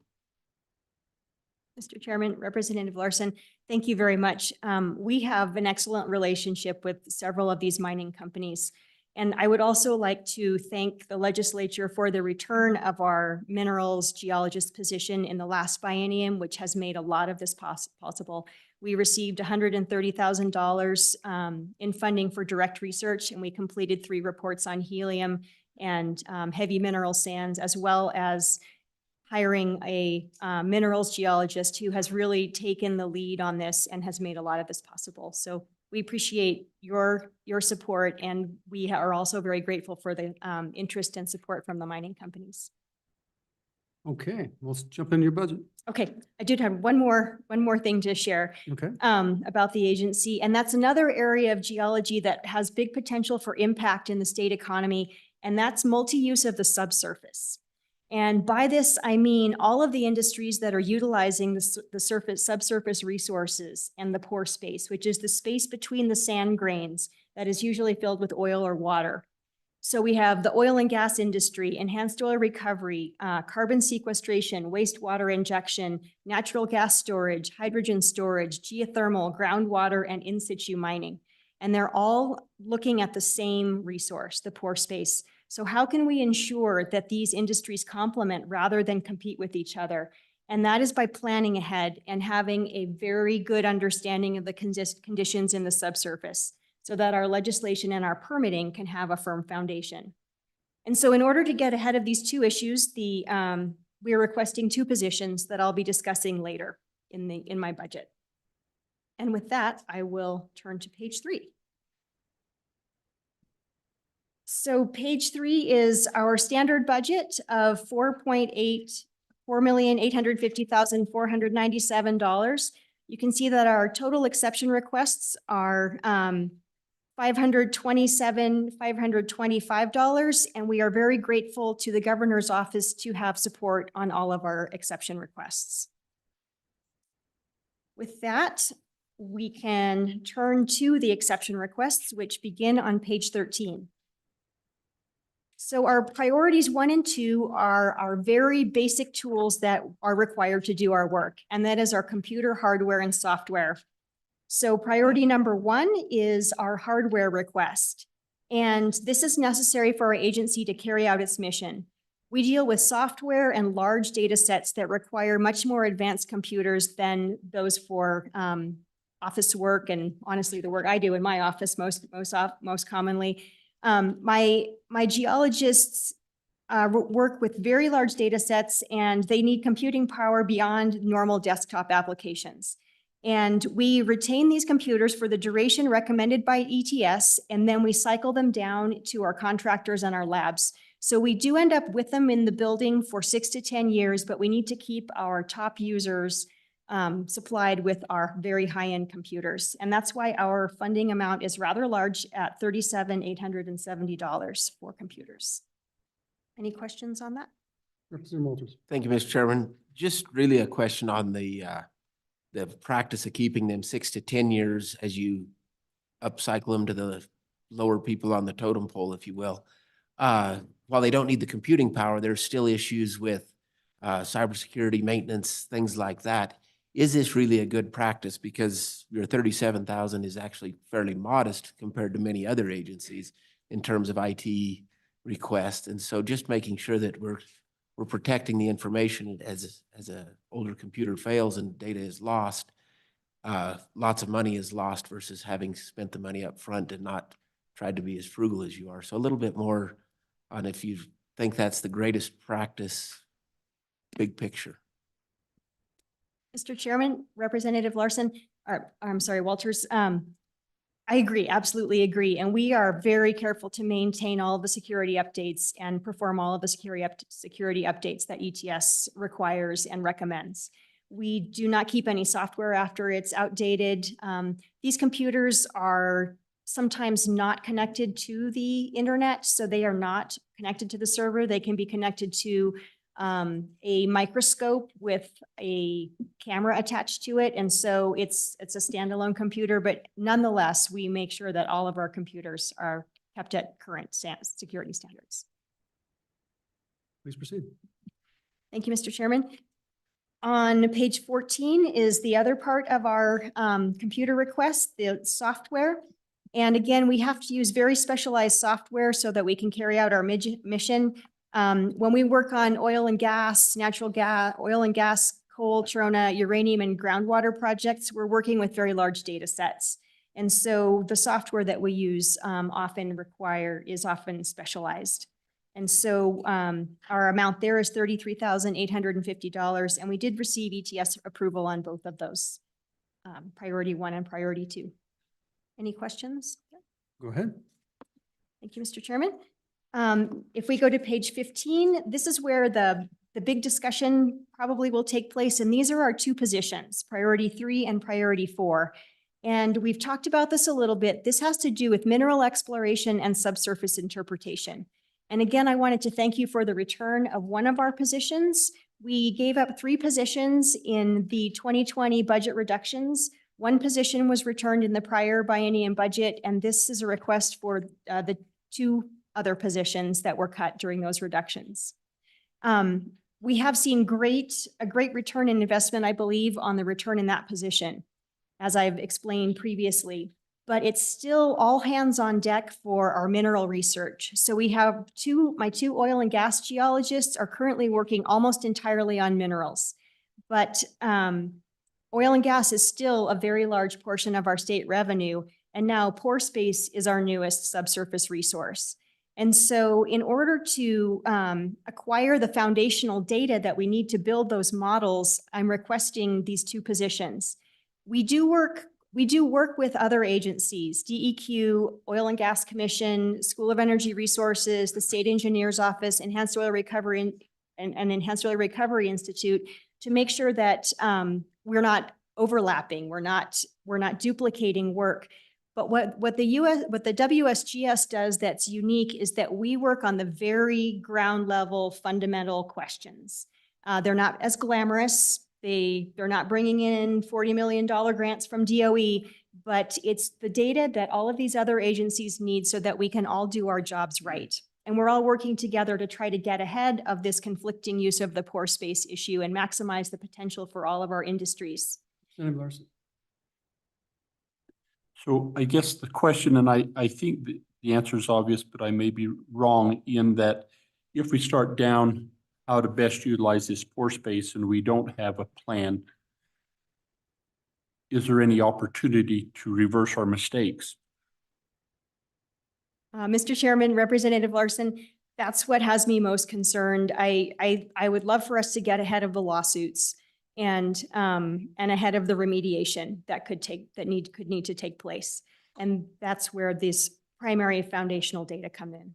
follow up, Mr. Chairman, then, and also, you know, if you're planting a garden, which ground best grows corn and which ground best grows potatoes in sequestration or utilizing a pore space, how do we best use the asset we have for the best benefit of the state, I would assume would be what we are trying to contemplate and discover. Mr. Chairman, Representative Larson, you're absolutely correct. I think we have an opportunity to design this correctly and make these industries complementary rather than competing or conflicting. And we're already underway. The Class 6 wells are already being permitted, and I hope that we could just get ahead of any problems that might come forward. Okay, next, please. Thank you, Mr. Chairman. So this priority 3 request, the first position I'm requesting is a senior level geologic data analyst who would focus on the subsurface interpretation and pore space. This could be a geologist, an engineer, or a mathematician. So this is not our standard head into the field with their backpack geologist. This is someone who would work with the millions of subsurface data to try to characterize pore space, reservoirs, and structural configuration. And the request for this amount is $236,886 per biennium. And we have approval from ETS for the additional software and hardware needs as well. Go ahead. Okay, thank you, Mr. Chairman. The next on page 17 is our next position we've requested, a minerals geologist, which would be an early to mid-career minerals geologist. And the reason I'm requesting this is that our oil and gas geologists are spending their time working on minerals, and I would like to see them spending more of their time working on oil and gas again. And so having this person come in would free them up to do the job that they were doing 2 years ago. And this amount is $187,525. And it also has an ETS component that was approved as well. If I could continue on, page 19 is priority number 5, and that is conference registration, subscriptions, dues, and membership fees. This is an increase in support for professional training and conferences that are very important to scientists. This is where they get their ideas and feedback on their work. They learn about new research tools and new research methods, and they have an opportunity to promote Wyoming's opportunities and resources. And I do carefully evaluate our staff requests, but I am turning staff's requests down, and I would like to be able to grant them more opportunities to attend conferences, both online and in person. And it's important for the retention of our staff as well. Any questions there? Thank you, Mr. Chairman. Page 20, priority number 6 is an ETS request. And this is a one-time request for $7,170 to upgrade our phone system from PBX to VoIP. PBX is private branch exchange, where there's one phone line coming in and then you distribute the calls from the front desk. Our system is over 20 years old and no one is servicing it any longer. ETS has been gently suggesting for many years that we replace this, and we are finally making this move. And it should save us about $200 a month in service charges when it is implemented. If it is implemented, excuse me. And on page 21 is the service charge for that those phone lines, which would be $13,224 per biennium. Any questions on the exception requests? With that, I will go to page 25, which is again, just the one-time funding for the airborne geophysical survey, and we have already discussed that. And on page 28 is the funding that we received from other programs within the USGS. In the past, we received $240,000. Our standard budget for that is about $208,000, and there's more on this on page 29. The next page. And the purpose for this funding is the USGS State Map Geologic Mapping Initiative, which is part of the National Cooperative Geologic Mapping Program, where our priorities are energy and mineral resources, hydrology, hazards, and new mapping. And this is the funding that allows us to complete the geologic mapping around the state. Believe it or not, there's about 30 to 40% of the state that has not been mapped at an effective scale in this state. And so there's a lot more to be learned. So we continue to participate in this program. We could apply for up to $800,000 per year, but right now we are very busy with our other programs. We would like to increase the amount that we could apply, but we're always match limited and time limited for this program. It does require a one-to-one cost share, which we provide through in-kind match. So it is not any cash contribution from the state. We have received about $2.76 million from this program in the 30-year life of this program. So we have been successful in getting funding from the USGS for geologic mapping. And that is all that I have to present. Any other questions? Senator Anderson. Mr. Chairman, in another life, I used to use your Wyoming Geo Notes. Used to get those, I think, quarterly or something like that. We used a lot of that for planning our business. Do you still do that? And if so, could I get on the mailing list again? Mr. Chairman, Senator Anderson, I will absolutely subscribe you to all of our mailing lists happily. Yes.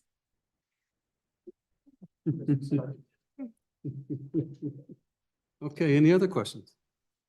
Seeing none, thank you very much. Appreciate your presentation. Thank you. So it's 2:19. I think next is up is YDOT. Is that right? Oh, Don? Mr. Chairman, there was a change to the schedule and ETS is here for their callback Oh, on that's the right. TRP.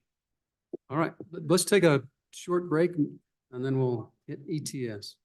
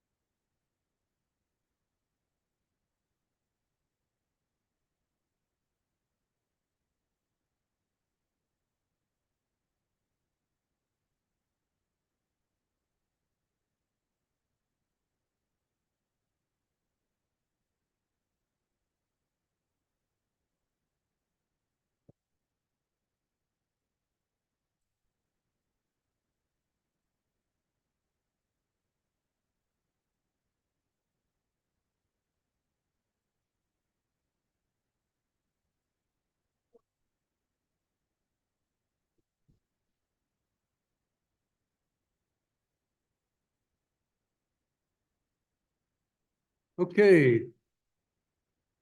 We have a callback from ETS.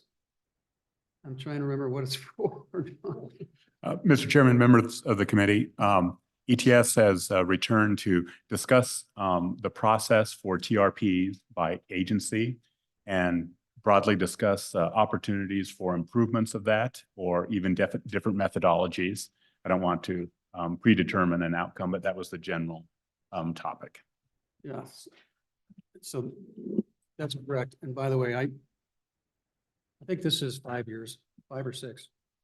So go ahead. Mr. Chairman, members of the committee, T.R. Sheehan, interim director for ETS. Next to me, I have Kirsten Anderson, our CFO, and if I really do need to phone a friend, I've got Jenny McCullough behind me, who's our administrator over our customer support teams. I've had a few questions, I think, over the past week on how ETS has determined TRP rates, individual agencies coming in, lots of asks coming in. Is there a way to simplify the process? Could ETS potentially do one ask on behalf of all of the agencies? So in general, these are a lot of the topics that have come up. And so I think a member or two have a few questions on the matter.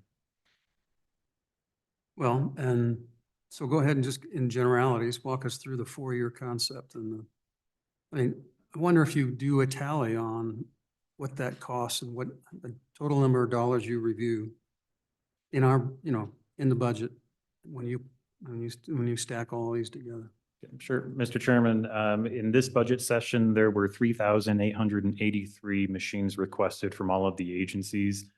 That totals approximately $6,996,444.81. And that breaks down even further into about 2.926 in general fund, just shy of 600,000 in federal funds, and then just shy of 3.5 million in other funds. And what about maintenance agreements and all of the software components involved? So for maintenance, that includes 3-year maintenance on all of the machines. We recommend agencies and will deny agencies buying a 4th-year maintenance. Industry trends, we do look at typical failure rates over time on different manufacturers, and we have found for the most part we're good on that 4th year. We do have appropriated in our budget approximately $80,000 to cover warranty repairs. So in that 4th year, if something were to break, ETS will pick up the tab on behalf of the agencies. If an agency were to keep a machine past the 5-year mark, which is something we generally do not recommend, the warranty repair would be, that cost would be borne on the agency to replace that piece or part. I don't have total figures on all of the software asks. That I can pull those figures together for you. That gets a little more in the weeds, what software each agency is asking for. But that's something, if the committee is interested, I can break that down in a little more detail as well. Okay, I got it started. Any other questions? Representative Stipp. Mr. Chairman, Director Sheehan, thank you. So I guess the big picture question I think we have is if you extended the turnaround time on these machines, would that present a cybersecurity risk of any kind? Or could we save some money by, extending the life so that instead of after 3 years, make it after 4, replacing the 5th, et cetera? Mr. Chairman, Representative Stitt, we have done research on that, and there is a lot of industry reporting. I think the last time we reported to the committee was approximately 2016, 2017 on this, where industry-wide, it's generally recommended from a cost perspective of parts breaking that we shouldn't keep machines in that 5th year or beyond. Fiscally, it doesn't make sense. Figuring the type of use that we see in a business environment that machine is on, right, 8 to 5, 52 weeks a year. So those machines do see a heavy use that is a little, not typical what your home machine might be, that could run a little bit longer. Then when you look at the advancements of agency applications or the types of data that they are working with, we want to be mindful of processing power and that sort of thing to ensure they have resources to do what staff do to not get bogged down by slow machines. Mr. Chairman, follow up. Just so I understand clearly what our current policy is it that you have your machine for 3 years, get it replaced in the 4th, or you have your machine 4 years, get it replaced in the 5th. For whatever reason, I've just gotten confused as we've discussed of what the timeline is. Mr. Chairman, Representative Stiff, the machine is in use for 4 years, replaced in the 5th year. That has been standard practice for close to 10-ish years. We have seen some instances where some agencies may try to extend that. We do our best to ensure in that 5th year that machine is replaced. Representative Henderson. Thank you, Mr. Chairman.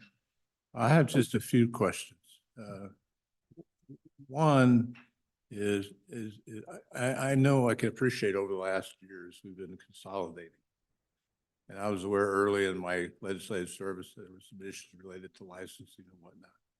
But okay, so you have the policy. That's my first question is what's at risk?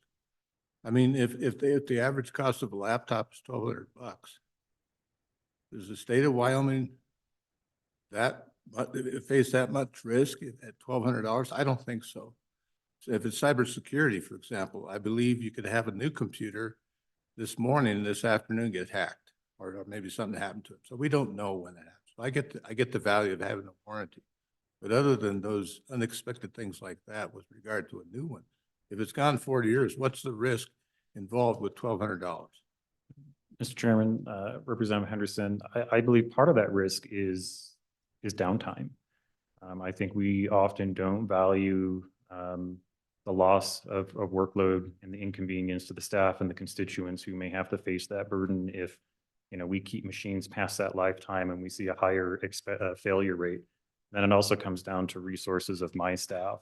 Is we have seen the older machine gets more frequent. There could be some challenges with that machine, and I just don't have the resources to work with the thousands of machines that we have if we were to see a higher uptick in failure rates.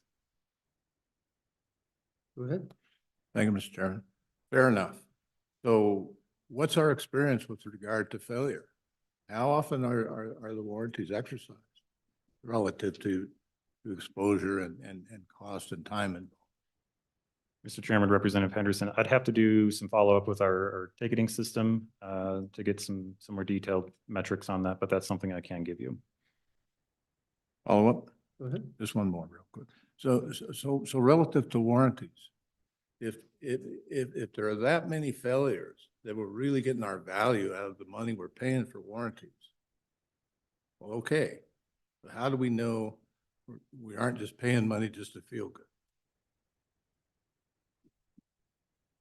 Mr. Chairman, Representative Henderson, I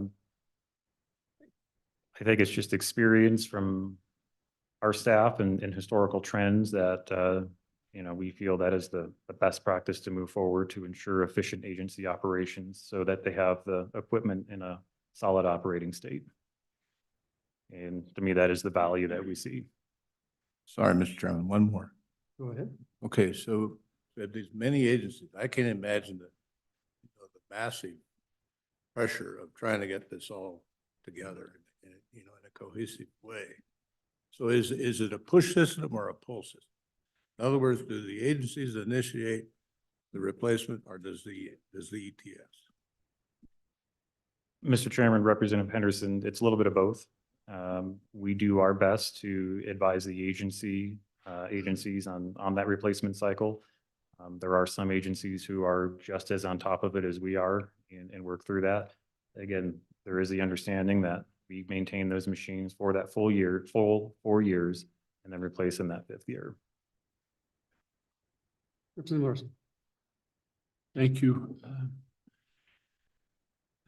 Director Sheehan, I'd like to have a couple of questions on maintenance agreements and the concerns that we have, and maybe you can just educate me a little bit. When we really first started looking into the cost of IT stuff back when we were still over in the Jonah building, we seen maintenance agreements with annual increases that just varied significantly. Some were 2% a year, some were up as high as 8 and 10% a year. And I think there is a real effort to negotiate and work on that. And we see that 2% being a reasonable amount. And so I get a little concerned when I see that start climbing and realizing we're talking about IT stuff and not equipment and lab stuff. Is that still a fair give? Can you give us kind of a range that we ought to be concerned on? And then, Mr. Chairman, after that, I'd request a follow-up on maintenance. Mr. Chairman, Representative Larson, I believe we provided guidance to the agencies this year of 5% over the biennium. So I think we took a yearly increase of 2% and change to get to that 5%. So we have pushed pretty hard back on the agencies if the vendor community is coming in at a higher rate to renegotiate. So we're at least trying to cap it. There's a couple ways you can look at it. Some vendors will try to front load it into the contracts, and we're mindful of that. If we do notice that, we'll catch that to ensure that it's consistent across the board. I think following up to conversation that took place earlier this morning, I think there's some discussion to be had on 292 specifically, and how we fund new projects going forward and how we transition 292 funding from an old project to a new project. David and I have talked about that extensively, and I think there's some research we would need to do before we can come back with some recommendations. Thank you. Then the follow-up question, Mr. Chairman, that I have is, over the years, we tried to ascertain what those maintenance agreements do. You know, is it a person that will come and maintain, or is it an upgrade? What is it? There are times that when it's a person, to just make sure that this person is putting these upgrades on, and it makes you wonder if we couldn't do that internally. If the maintenance agreement is going to cost us $4 million in a biennium, could we create that position and do it for and have the same quality something? Am I oversimplifying that whole thing, or is there any merit to that? Mr. Chairman, Representative Larson, I believe there is some merit to it. There are going to be some instances where it absolutely makes sense to have the vendor come in and do the maintenance. It could be a SaaS solution, a cloud hosted solution. We actually don't have access to the back end. And so just by nature of a cloud hosted solution, it may need to be them. There are some instances where, yeah, it's coded in a fashion that our in-house developers can do. It's just, again, a matter of, do we have the resources to do that work? Representative Swanson. Thank you, Mr. Chairman. So we get all these used computers back. Could you walk me through, is there any value in those? And if so, how do we market them? Do we, put them on a website, or we just ship them out to wholesalers? Mr. Chairman, Representative Swanitzer, there is value to these machines. Currently, the process is handled through the Department of Administration and Information through property surplus. So what will happen is we will coordinate with the agencies on the collection of the machines. When we do TRP, it is our goal to do a one-to-one replacement, meaning we don't arbitrarily inflate our PC count. Now, there are some instances where it makes sense for a machine to stay behind a test machine. It could be downgraded into like a lab machine or a training machine if appropriate. We'll work with the agency to sanitize the hard drive. So there are some instances where we can just wipe the hard drive, dip it over as is. Other instances, we do have to physically destruct the hard drive, depending on the data. And it's my understanding that property surplus will generally try to palletize the machine, so to speak. So they'll take 20 units, put them on a pallet, and then that goes on public purchase for auction. Other questions? Senator Greer, sorry. Okay, thank you, Mr. Chairman. Director, thank you for all that information, all those numbers and stuff. That was pretty helpful, and then it would lead me to believe that we are starting to get a pretty fair handle on how many computers we have total and how old they are, and that we've gotten rid of the bad old, whatever it was, version 7 computers that we wanted to get rid of? Are we kind of in that, am I right? Is that kind of where we are? Mr. Chairman, Senator Guru, that is correct. And actually today, ETS soft launched our new hardware asset manager that we'll use in part for this program. So we'll be able to get into a finer granularity of where our hardware is, how old it is. We'll be able to do some more enhanced reporting on what's actually going on down to specific models. So if we're seeing trends with the manufacturer or a model line, we can know to potentially avoid it in the future or make other decisions. Follow up? The future. That's what I wanted to talk about was, if that's true, do you think, and just tell me if I'm wrong, because I'm trying to figure this out. If we're armed with that information, then say next year or the year after that, I'm looking for a date certain, I'm just saying, will we get to a point where we could expect from ETS a report, like say in September, that says, this is how many computers we see coming online in this budget year across the enterprise? Yeah, Mr. Chairman, Senator Guru, that's correct. We can provide that information, I think, more readily. And then again, as we, with some of the changes we've made to submissions that agencies provide ETS, there's more granular reporting across the board. So I think it's an opportunity for us to, in the future, sit down and better understand what would serve this committee more appropriately on the reporting. Okay, thank you. Okay, further questions? Representative Sir. Thank you. I just had a follow-up comment and a question.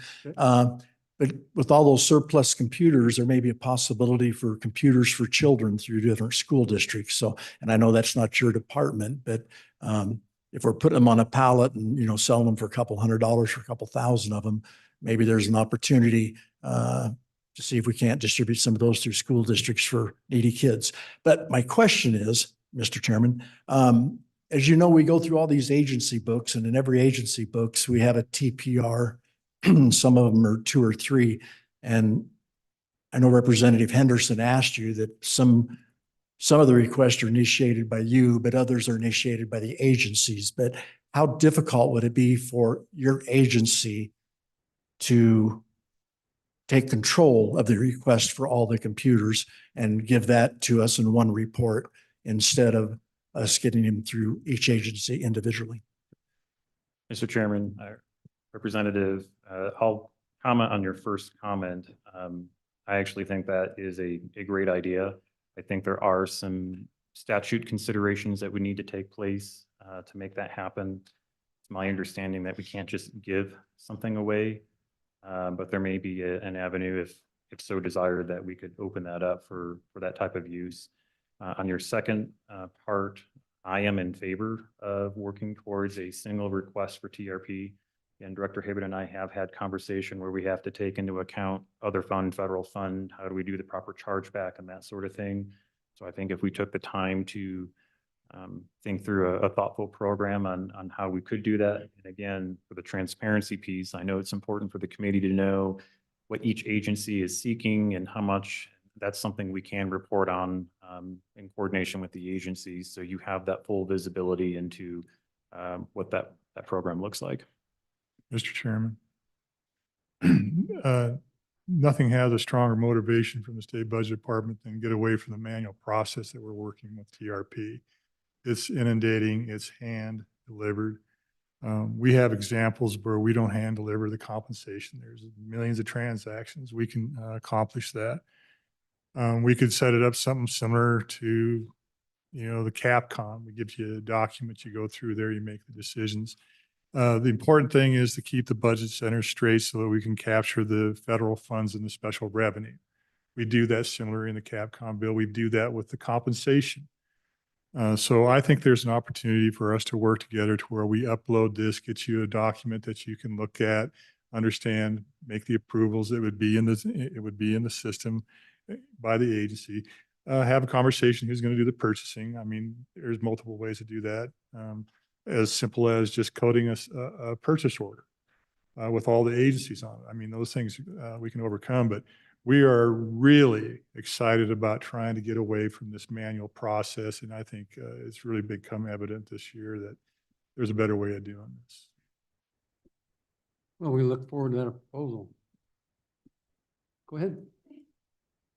I need to scoot my seat up taller. Thank you, Mr. Chairman. Director, I think at one point you brought up, maybe it was this interim, the need or the idea of creating like an IT fund. And I don't want to steal your language or your words, but if you would replant that seed with us as we're thinking about simplifying and streamlining and the long-term planning that needs to happen so that we will always have resources to be able to address our IT needs. Thank you.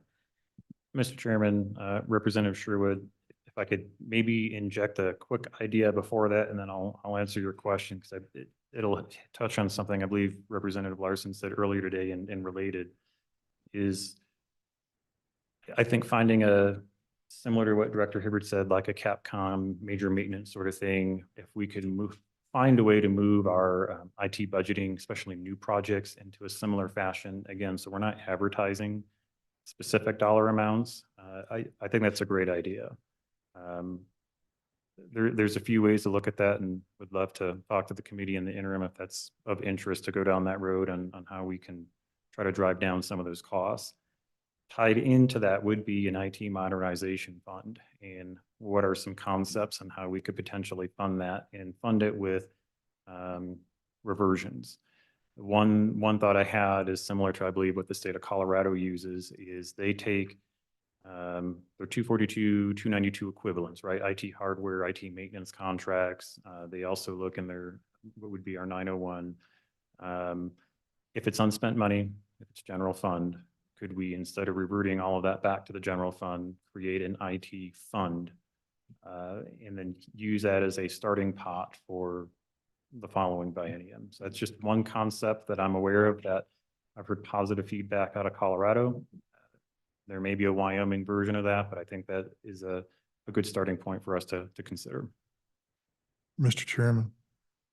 Please. You heard earlier that there is more money for IT TRP replacements in federal and special revenue than there are in general funds. We don't want to lose sight of capturing those funds. We're open to the whole conversation, but we have to keep in mind the share and also keep in mind with the federal portion of it, there's less latitude because you actually have to have a billable event. We can't get into asset depreciation on small items like that. You know, sure, buildings we can do, but just keep in mind that there's more money out there in other funds, in federal funds and general funds. Okay, for any further questions? Well, Don, just kind of put that on the list of things we may consider. Okay, thank you very much. Thank you. Let's move on to our folks at White Oak.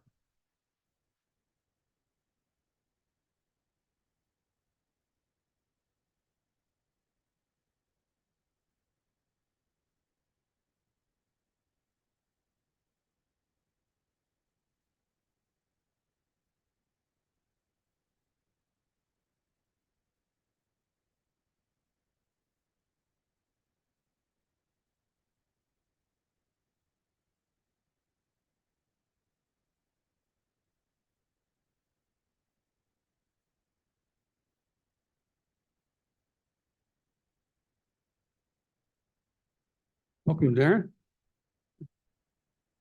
Good afternoon. We're playing with a little bit more money now, aren't we? A little bit. There's another 0 or 2 behind it. Same problems, just more of them. But appreciate it, Mr. Chairman, committee. Darren Westby, Director of Wyoming Department of Transportation. Hope you all had a happy new year and great holiday season.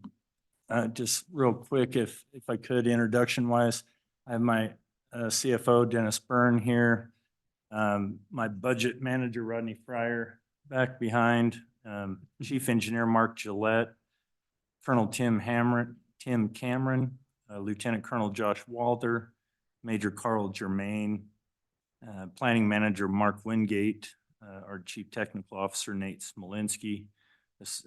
Mariah Johnson is our Air Service Development Program Manager, and last but I don't think least is the Government Affairs Manager, John Davis. It's gonna take you a year just to learn all the names and just. I'm who's sorry? who. It's gonna take you a year to know who's who in the woods are. They're written down. Yeah. It is a humbling experience walking in out of an agency of 150 people and coming into an agency with over 2,000 and doubling the amount of vacancies in one agency than I had in my entire list at the other one. So I'm learning pretty quick that at Frontier Days and at State Parks and Cultural Resources, I prided myself on knowing everybody that I had in the organization, and it's going to take me a little while to learn this agency's personnel, but I'm trying to be a quick study. But thank you for the opportunity, and I guess thank you for showing me the picture that got you a little bit late this morning. I did want to quickly find the old Judas Priest song, Breaking the Law. That was going to be my walk-up song, but I couldn't find it quick enough to do it. But I do apologize for you being late today, but wasn't your fault. it's not a great way to start out an appropriations meeting, but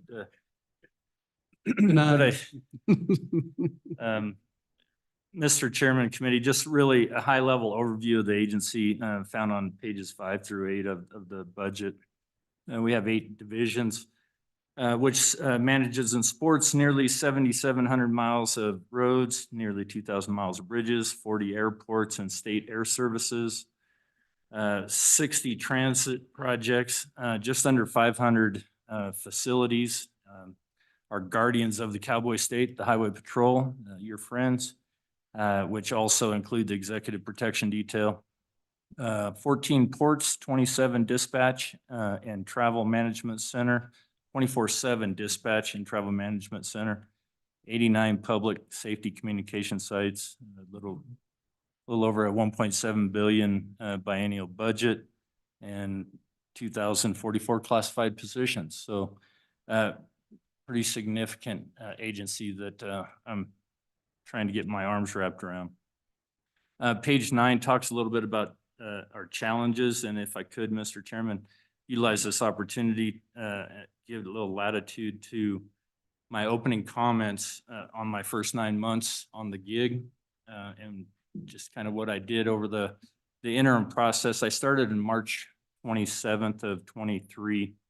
After that, I took 5.5 months of interim opportunity to I call it the longest interview process available, but it gave both the staff, the commission, the governor, and myself the opportunity to take that time to really determine whether or not I was going to be a good fit for the agency. I find it really interesting in an interim role that you really don't want to come in and just blow up the world and create new policy and change the lives of everybody, knowing that you're interim, that you don't have that opportunity to drop the mic and walk out and leave them with the pile. And so I didn't do that, but I did take the opportunity to truly analyze the agency. And, I talked a little bit about State Parks and Cultural Resources, and it was not an easy choice to decide to come over from, State Parks and Cultural Resources that had an abundance of economic impact and what they got to do for a quality of life agency. And I love talking to you all about that impact and the product in which we got to deliver, and taking that shift over. What was I truly walking into? What is the product? What is the passion? What is the impact? What is that opportunity that I can help over at the other side? So the first thing I did is I took a look at the agency statements, the purpose, which is support the economy while safely connecting communities and improving lives. The mission is provide a safe and effective transportation system. The vision is excellence in transportation. The values, they have an acronym of RIDES. It's respect, integrity, dedication, excellence, and safety.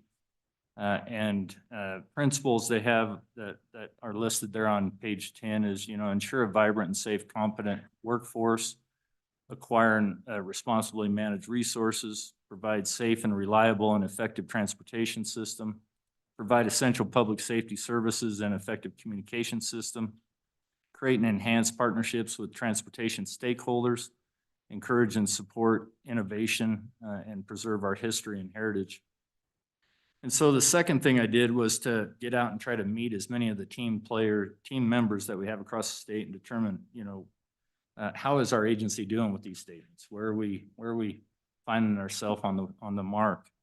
And the first realization that I found was we have, a great, passionate, and prideful team there at WYDOT. They take pride in what they do every day to ensure that mission is successful. They're passionate to the point where they strive to ensure that our vision is getting attainable and achievable. The second realization that I found is that WYDOT has a great and effective and impactful mission. WYDOT being successful with its mission is monumentally important and impactful to the citizens and to the state and to the country for that matter, to their success. You think about the state's revenue streams that are coming in. The number one industry that brings in a lot of the revenue is the extractive energy industry. The second is the tourism, outdoor recreation, and followed shortly behind that is ag. And so you look at those three revenue streams, where would they be without a decent transportation system? We kind of internally, not joke, but it's pretty serious, the energy extractive, we call that the energy distribution system. The tourism, outdoor rec industry, we call it the visitor distribution system. And the agriculture, we call it kind of the commodity, farm to market distribution system. And then obviously we have to get our kids to school, traveling across the state on good roads, on sporting events and activities, after school activities. And so truly a quality, safe road gets us to church, gets us to work, it gets us to the doctor, it gets us everywhere. And so page 11 and 10 and 11 showcases the pretty impressive list of successes and efficiencies. And I don't think, and not just this agency, but I don't think we do a great job of really beating our chest on the successes and celebrating those. And you start looking at it being a product of, the humble nature of Wyoming or just the humble nature of humans, that it's difficult to do. And so I'll be the first to admit, I took transportation for granted until I got in this seat. Didn't realize, the impact it would be if the roads weren't there, weren't in the quality in which they are. And I read an article recently that talked about the biggest fear that people have in their life, and it's whether or not their car will start in the morning. And you start thinking about that in a deeper fashion of, they're worried about whether they can get their kids to school. They're worried about whether they can get themselves to work or whether they can get to the store. Having a road has become somewhat that expectation, and it's become a passive impact. And so my drive, pun intended, is to drive home that impact, drive home the active portion of what we're trying to do for the state of Wyoming to ensure that that fear of their car starting is the only fear that they have, and not that the road is going to be there and that the road's going to be passable and it's going to get them to their destination. So again, utilizing my interim role with the agency and analyzing those improvements, the two things kind of rose to the top: staffing and increasing stateside funding were kind of the two main goals that I landed on initially, which will require significant long-term strategy on how to solve those, especially on the funding side, and I totally get that. On the staffing side, I really appreciate the governor and your all support on the phase 1 and phase 2 market adjustments. Those were monumentally impactful, and I can attribute a lot of the success that I'll talk about in a few minutes towards our recruitment of the vacant positions and how important that was. And I really look forward to phase 3 and beyond, because this is an ongoing process that we're going to have to continue to tackle, or else we're going to find ourselves back in that hole what we were find ourselves 3 or 4 years ago. We're also continually working with A&I and budget to try to find solutions to some of the problems that we're finding on the limitations of section 310 and budgeting at that 90% range, that it's not becoming a problem, it is a problem. And so hopefully we're working on potential pilot projects that might be brought forward here in the future to see what happens. So I'll tackle vacancies first because that was number one on my list. But when I started, there was over 345 vacancies in the agency. It was a little over 17% vacancy rate in the agency. After all the work that the team did, we're down to 270. So, I mean, we've tackled over 70 positions, got them hired. Now, that's not counting some of the attrition that we had along the way. So I really attribute the hard work of Taylor Rossetti and all the managers and the HR department on kind of, and I hate using the cliched term of thinking outside the box, but we can't keep doing the same thing and expecting a different result.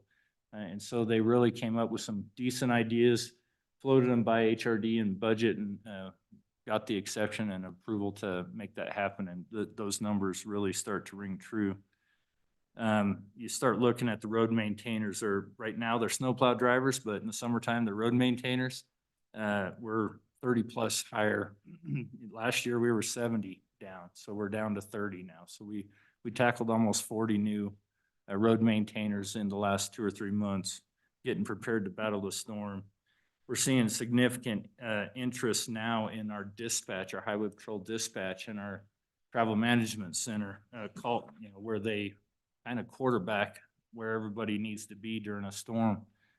The last highway patrol class graduated 10 in December, and we got 15, 14 going through the academy right now. And so really, we're still down 50 there, I believe. And so 41. So we keep working on those numbers, and that's not a quick turnaround. That's not how you can't just say, let's go get 40 people. They have to go through the academy. They have to get trained. They have to get to the level at which we feel from a brand management standpoint can wear that highway patrol badge. And we're still working on others like engineering, our mechanics, our rigging shop that keep everybody else going. So really, looking forward, my initial goal is to get down to that 200 vacancy rate, vacancy number. That's about 10%. And so we can get there, and we obviously can keep on that number. Not to say 200 is a great number of vacancies, but I think that's probably realistic. I'd love to get lower, but from a realistic standpoint, that's our goal right now. Really trying to help, that vacancy, looking at the recruitment and the retention piece. How do you, well, all right, I'll step back. I took a trip. My first week was glorious. It was like bluebird weather. I was wondering why this job isn't so bad. How hard is it, in the wintertime? Well, then the second weekend we had snowmageddon. We had, 1 foot to 2 foot across the entire state. I couldn't send anybody anywhere. They had to battle the storm where they were. Everything was just kind of chaotic. So the third week I went to Rock Springs just on one of my tours to meet this team. And I walked into that shop, and everybody in that shop, they were taking the plows off and they were starting to gear up to go out and start fixing fence and picking up trash. And just the level of fatigue on their face was next level. I mean, some of these guys hadn't seen a day off in 3 months. Some of these guys were working 12, 14-hour days nonstop to battle the storm to keep those roads open. And so you start thinking about difficulty to hire. I look at our employees, our current employees, doesn't matter which agency, they are the best recruiters to your agency or to your organization. You imagine seeing them if they ever got a chance to go to dinner with their family out at the restaurant, and the level of fatigue on their face. Yeah, come work for YDOT. You could look like me, It's not a great recruitment tool. And we do an employee satisfaction survey every 2 years, and we just got done with one this last year. So 2 years ago, one of the questions and again, one of the question marks I had in the back of my head, why would you take this job, is one of the questions was, would you recommend YDOT as a good place to work? And it was a 44% yes. That horrified me. That only 44% of our current employees would say, yes, YDOT's a great place to work. Flash forward 2 years, we had an uptick. We're at 55. That's still horrible. I mean, I'll take the win, but I'm not going to celebrate it, right? And so our goal is to try to really do what we can to improve those numbers, and that will help in our recruitment. That will help in our retention. And so hopefully, hopefully we can do better. And hopefully by getting more people hired up, we can do that. Release that burnout, increase the work-life balance, all of that. And again, improve the desirability. Next, I'm pretty proud to say that we have a pretty robust safety committee, safety program, workplace safety program. We hired a statewide coordinator. We have in the individual districts, we have individual district coordinators, and our district engineers and all the district teams out there are really working hard to make safety #1 priority for the team, as the goal is to make sure everybody goes home safe every night. And so pretty proud of that, and we're going to strengthen that effort to ensure that everybody understands that it's important to me, it's important to the executive team, and hopefully that'll keep fostering and improve safety, workplace safety at WYDOT. Working on retention, I kind of hit on a little bit of it, but again, I'll bring in some of the CFD model we have out at Cheyenne Frontier Days. It's called the R Committee. It's recognize, retain, and recruit, and everything you can imagine goes underneath those things. And so really trying to find a way to ensure that everyone knows they are valued at our organization. Everybody knows where they fit within the mission, how they can help make the mission successful, how they can help the agency provide that vision of excellence. And so continued efforts to go on with that. We also have programs, internal development programs of leading yourself, which is know WYDOT, leading others, which is WYDOT supervise, and leading the agency, which is WYDOT lead.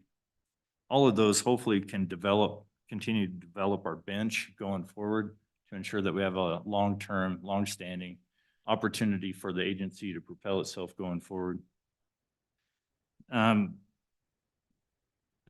Already mentioned safety committee, work schedules and locations. I know that's been somewhat of a topic on the committee. You know, really, if we're not stepping up into alternate work schedules and alternate work locations, we're kind of hamstringing ourselves into hiring only what's available, not necessarily hiring what's best. And obviously there's positions within the agency that cannot fully attain that telework agreement opportunity, mechanics, snowplow drivers, I mean, all those pretty obvious ones, but there are a lot of positions in our agency that could realize the opportunity to telework in a significant fashion, and then allow us the ability to keep that moving forward. The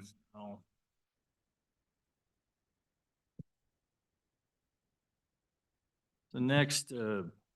Chairman, the next item was stateside funding. I talked about the recruitment of the vacancies. Stateside funding is the next one. We need to shore that up, and I think in your packet, or at least in the documents for today, there's a couple, 3 handouts there. The first one is the difference between, you know, the previous funding bill and the IIJA, the current funding bill, just to show the increase there and the differences between formula funding versus discretionary grant funding.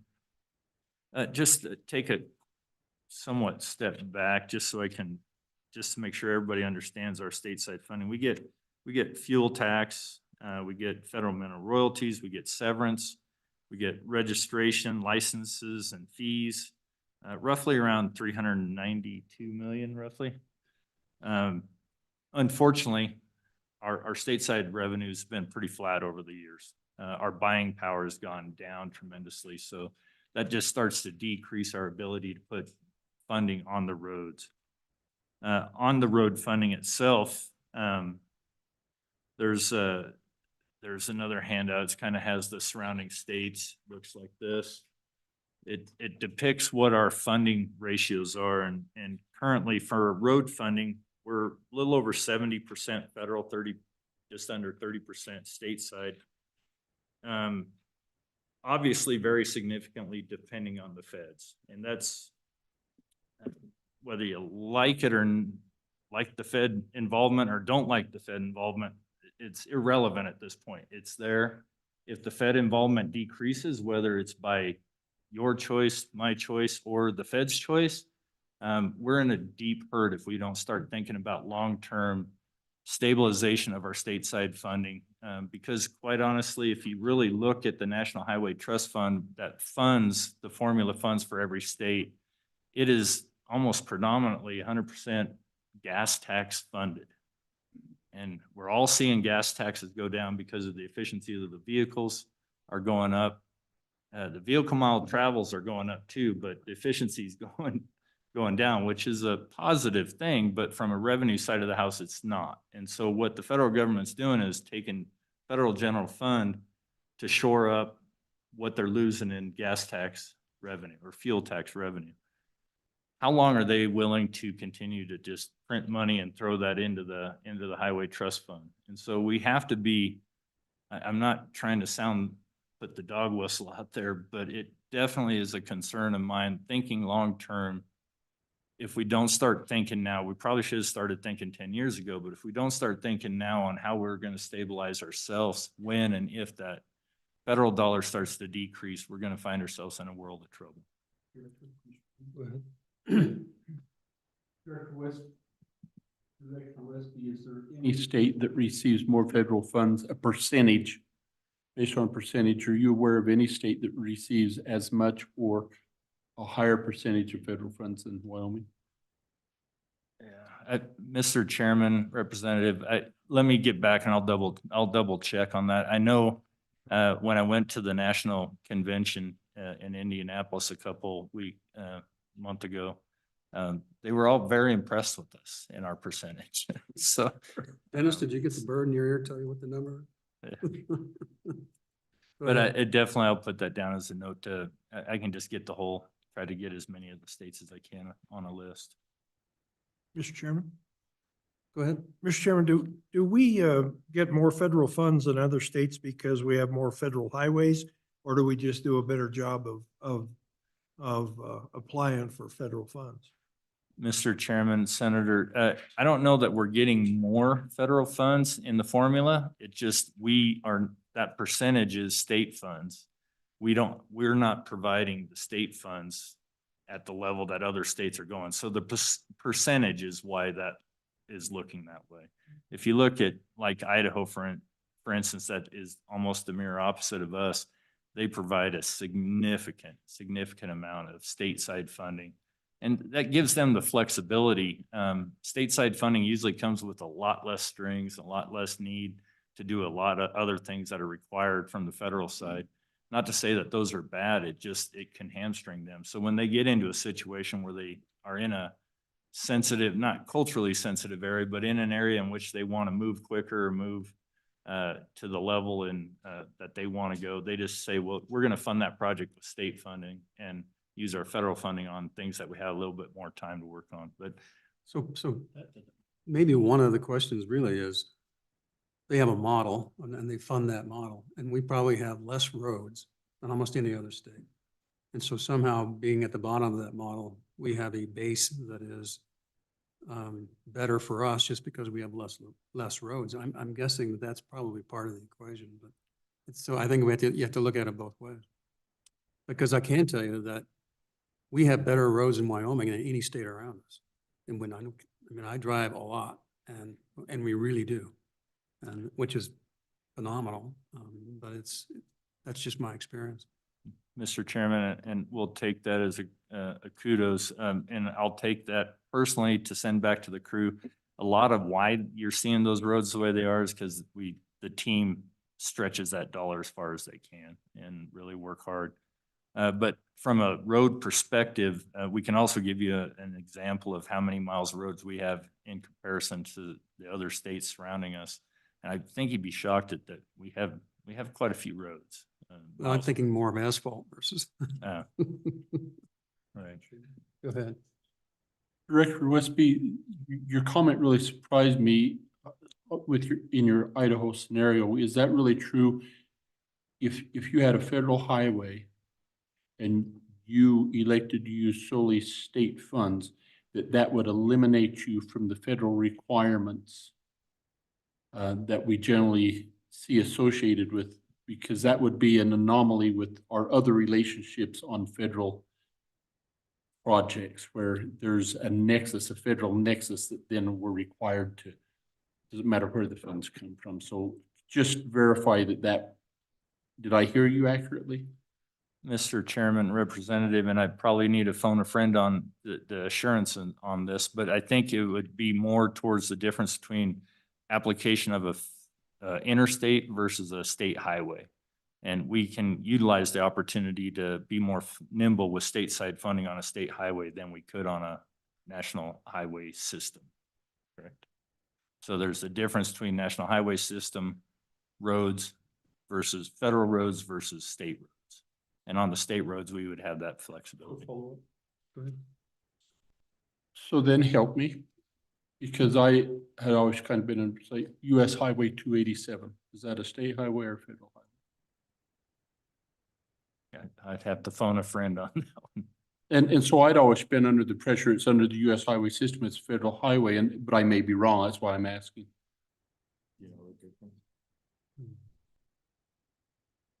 Mr. Chairman, maybe I can just throw in. There's requirements on the interstate system, federal requirements on how you do your construction and maintenance. And then there's the national highway system, which you're talking about. There's requirements for that. The system requirements that the feds have on those routes. Yeah, thank you.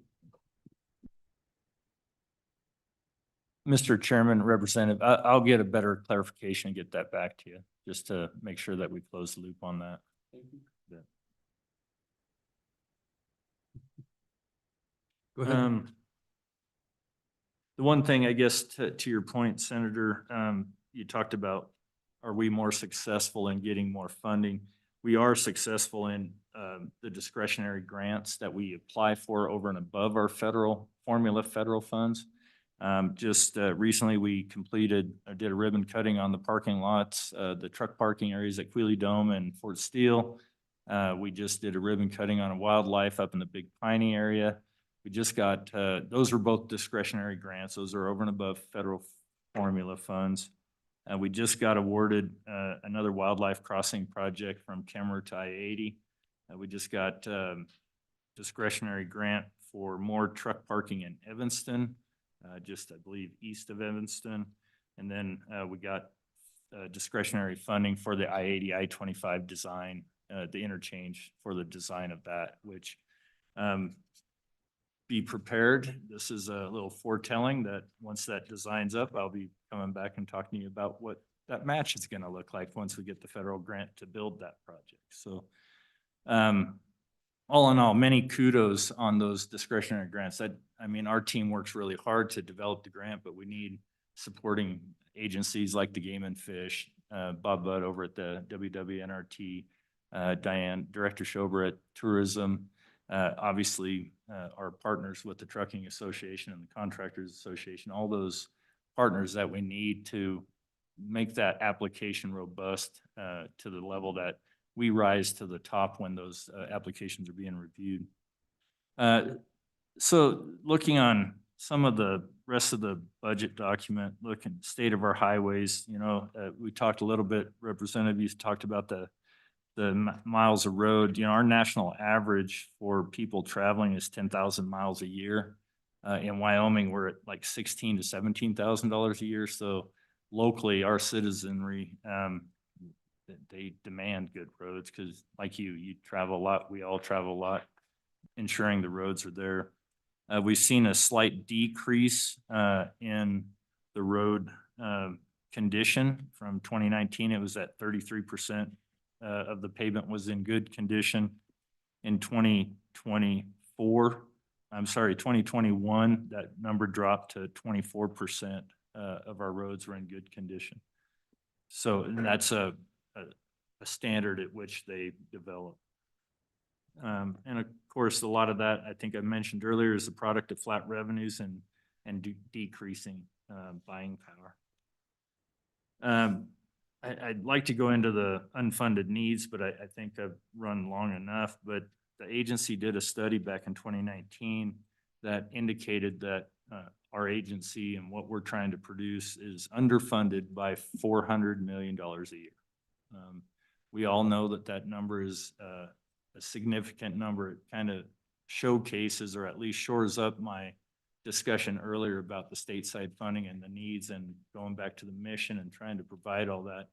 And that long-term thinking and long-term strategy to see how we go forward with that from here. Go ahead. Thank you, Mr. Chairman. So I have two questions, and maybe you covered this, but I didn't write them down. State Highway Patrol, vacant slots. Can you tell me how many are still vacant? And then those employees who plow the roads during the winter, how many do you have? How many vacancies in those particular positions? And then given the salary increases that were given, do you have an estimate as to when you may be at full strength in those two categories? Looking at, just really quickly, thank you, Mark, for handing this to me. On the maintenance side of the house, we're about, that's the snowplow drivers, if you want to look at it that way. We're down 41 positions there out of 453. Construction, those are the people that physically go out and put asphalt down in the summertime. Then they work in the wintertime getting everything prepared.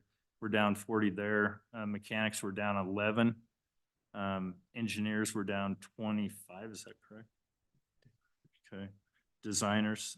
On the highway patrol, we're down 41. And then, what was your other question?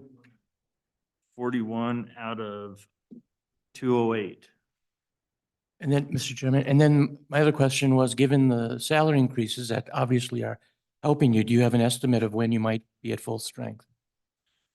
Mr. Chairman, Senator, I think it's a tough bar to hit. I think that's where I'm trying to set my target at 10%. And if we can hit that 10% vacancy, that's probably we're going to lose some, we're going to gain some. If I can get down to that 10% vacancy rate, I'll be relatively happy. Well, I don't think full strength is ever going to be attained. I would love it. That would be nirvana if I could get there, but I just don't think that's realistic. And so I'm setting the target at 10% if we can get there. But if we keep going in this fashion and keep pushing as hard as we can, talking about other things, if you brought it up a little bit earlier, what does make us desirable? You get out in the middle of Jeffrey City and not have a place to stay. Well, it's hard for us to hire somebody to plow that section of road without residents, or giving some stateside housing. We're looking at several locations across the state to do that, to try to sweeten the pot, so to speak, to get people to move out in the middle of nowhere and be able to work and provide the mission that is needed. So roundabout answer, but hopefully that got us where we need to be on that. Mr. Chairman. Please go ahead, Representative. Mr. Chairman, I'm looking at page 4, and it's got 563 employees, 556, I guess it is. And you mentioned 2,000 employees. Is there one of these charts that has all those employees on it? Or is it? Mr. Chairman, thank you, Senator. What you see on page 4 is the legislative budget for YDOT. We have two budgets. We have the commission side, the commission budget, and the legislative budget. The other, can't do quick math, 1,600 are on the commission side. And so I don't think in this book there is a table that shows all of those So it might help to take a second to explain the bifurcation of funding. introduce Dennis to help me. Go with ahead, that. Dennis. Thank you, Mr. Chairman. For the record, Dennis Byrne, Chief Financial Officer with YDOT. So the bifurcation happened, not to go way back in history, but 1991, the reorganization of state government, when YDOT took over some of those functions that the legislature chose to bring over to us, which was aeronautics, some of the regulatory stuff for driver's license, et cetera. That's where the bifurcation happened. Prior to that, all of the positions that were at the highway department were overseen, funded by the commission. Those positions that are still on the commission side of the budget are still overseen and budgeted for by the Transportation Commission. So remind us, Dennis, when was it when it went to a commission? I believe it was the late 50s, early 60s, because, and part of the reason was because of the politicalization of the highway system by the legislature. And so they developed a commission to take out the politics. And so you don't, guys that are on chairman appropriations couldn't get nice roads in their district.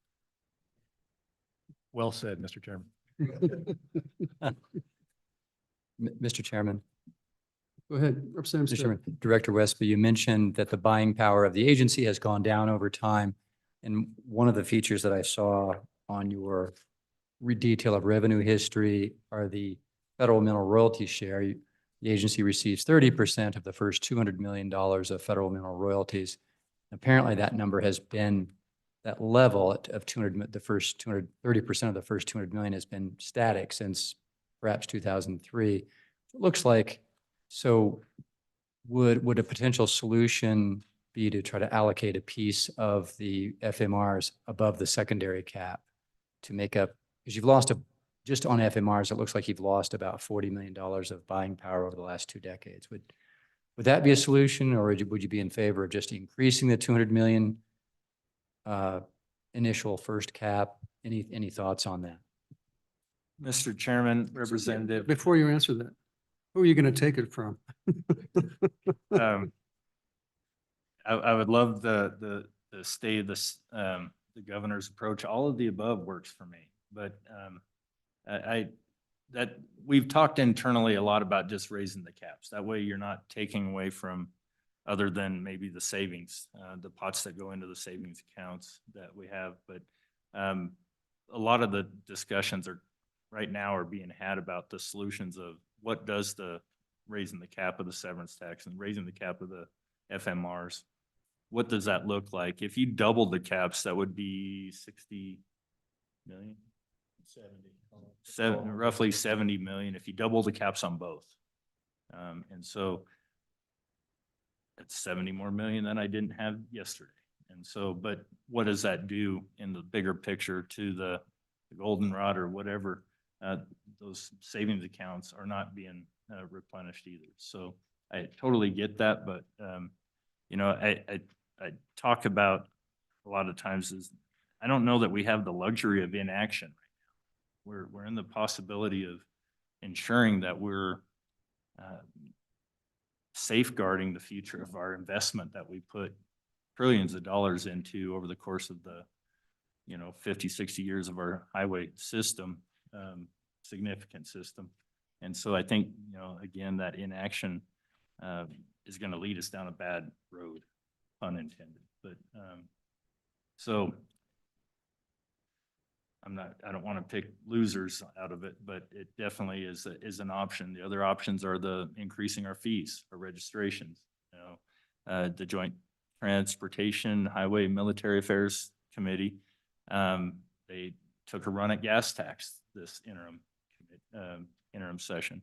It didn't pass. I think there was a lot of issues on how much you raise the gas tax and how much you offset the Wyoming citizen. And so it got to the point where at the end of the day, it was netting YDOT like $10 million. Well, that does two things. One, it doesn't really move the needle on our revenue stream, but it also eliminates the possibility of raising gas tax for another 10 years. And so we have to make sure, I think the words were the juice and the squeeze didn't match up. And so really trying to make sure that what we do is impactful and effective going forward. If it's going to take political capital to do, I want to make sure that it's worth the effort in which to do it.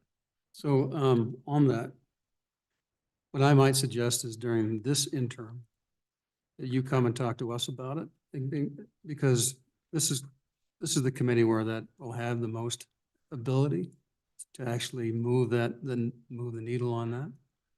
And frankly, we take a more pragmatic approach to it. We want them, using the pun, make the people play where the rubber hits the road, and how we do that, and then work through the entire fee structures, use, and all those different components, and come up with a potential.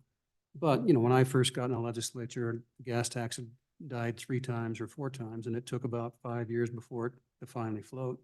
And then it did, and it wasn't that big a deal.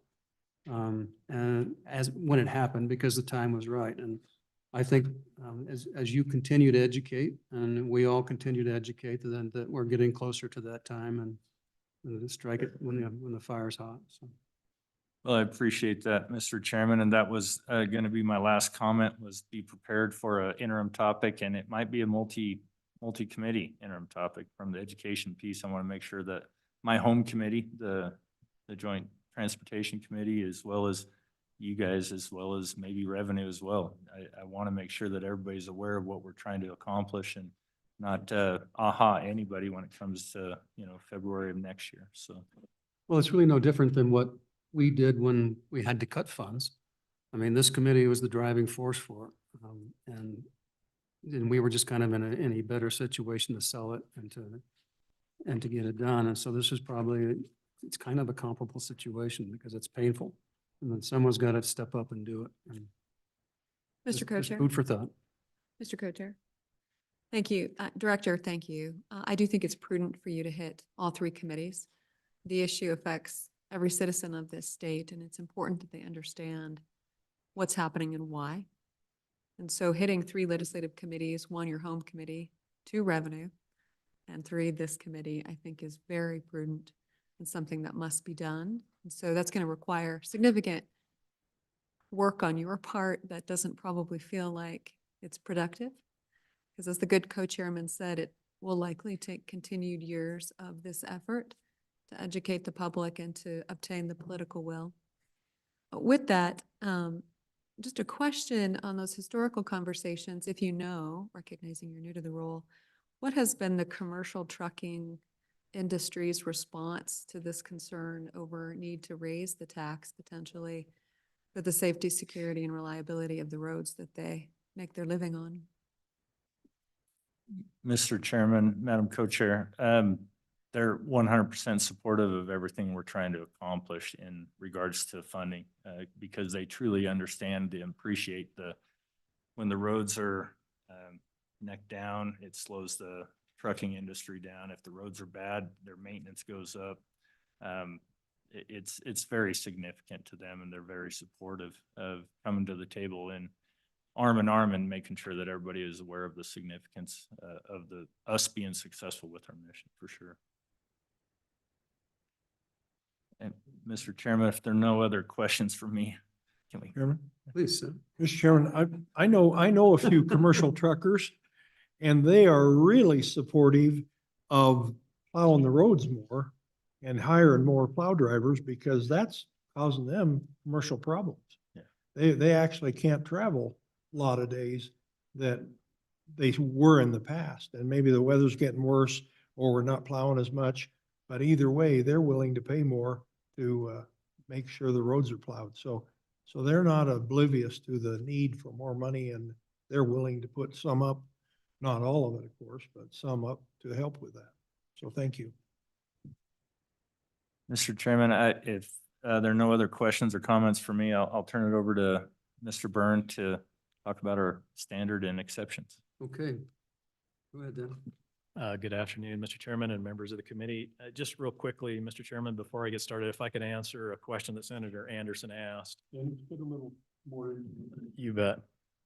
So you should have received this handout. It's our operating budget presentation, Senator. If you go to page 9.2, that is behind, yours probably isn't tab. So it's page 9.2, which is near the back of the program there, the presentation. You'll see. This is a clever numbering system, by the way. On this. I hope so. And you'll see that all of the employee numbers are here, both the commission and the legislative side, and it gives you a total. So you can kind of see the positions through time. 9.2. So, yeah.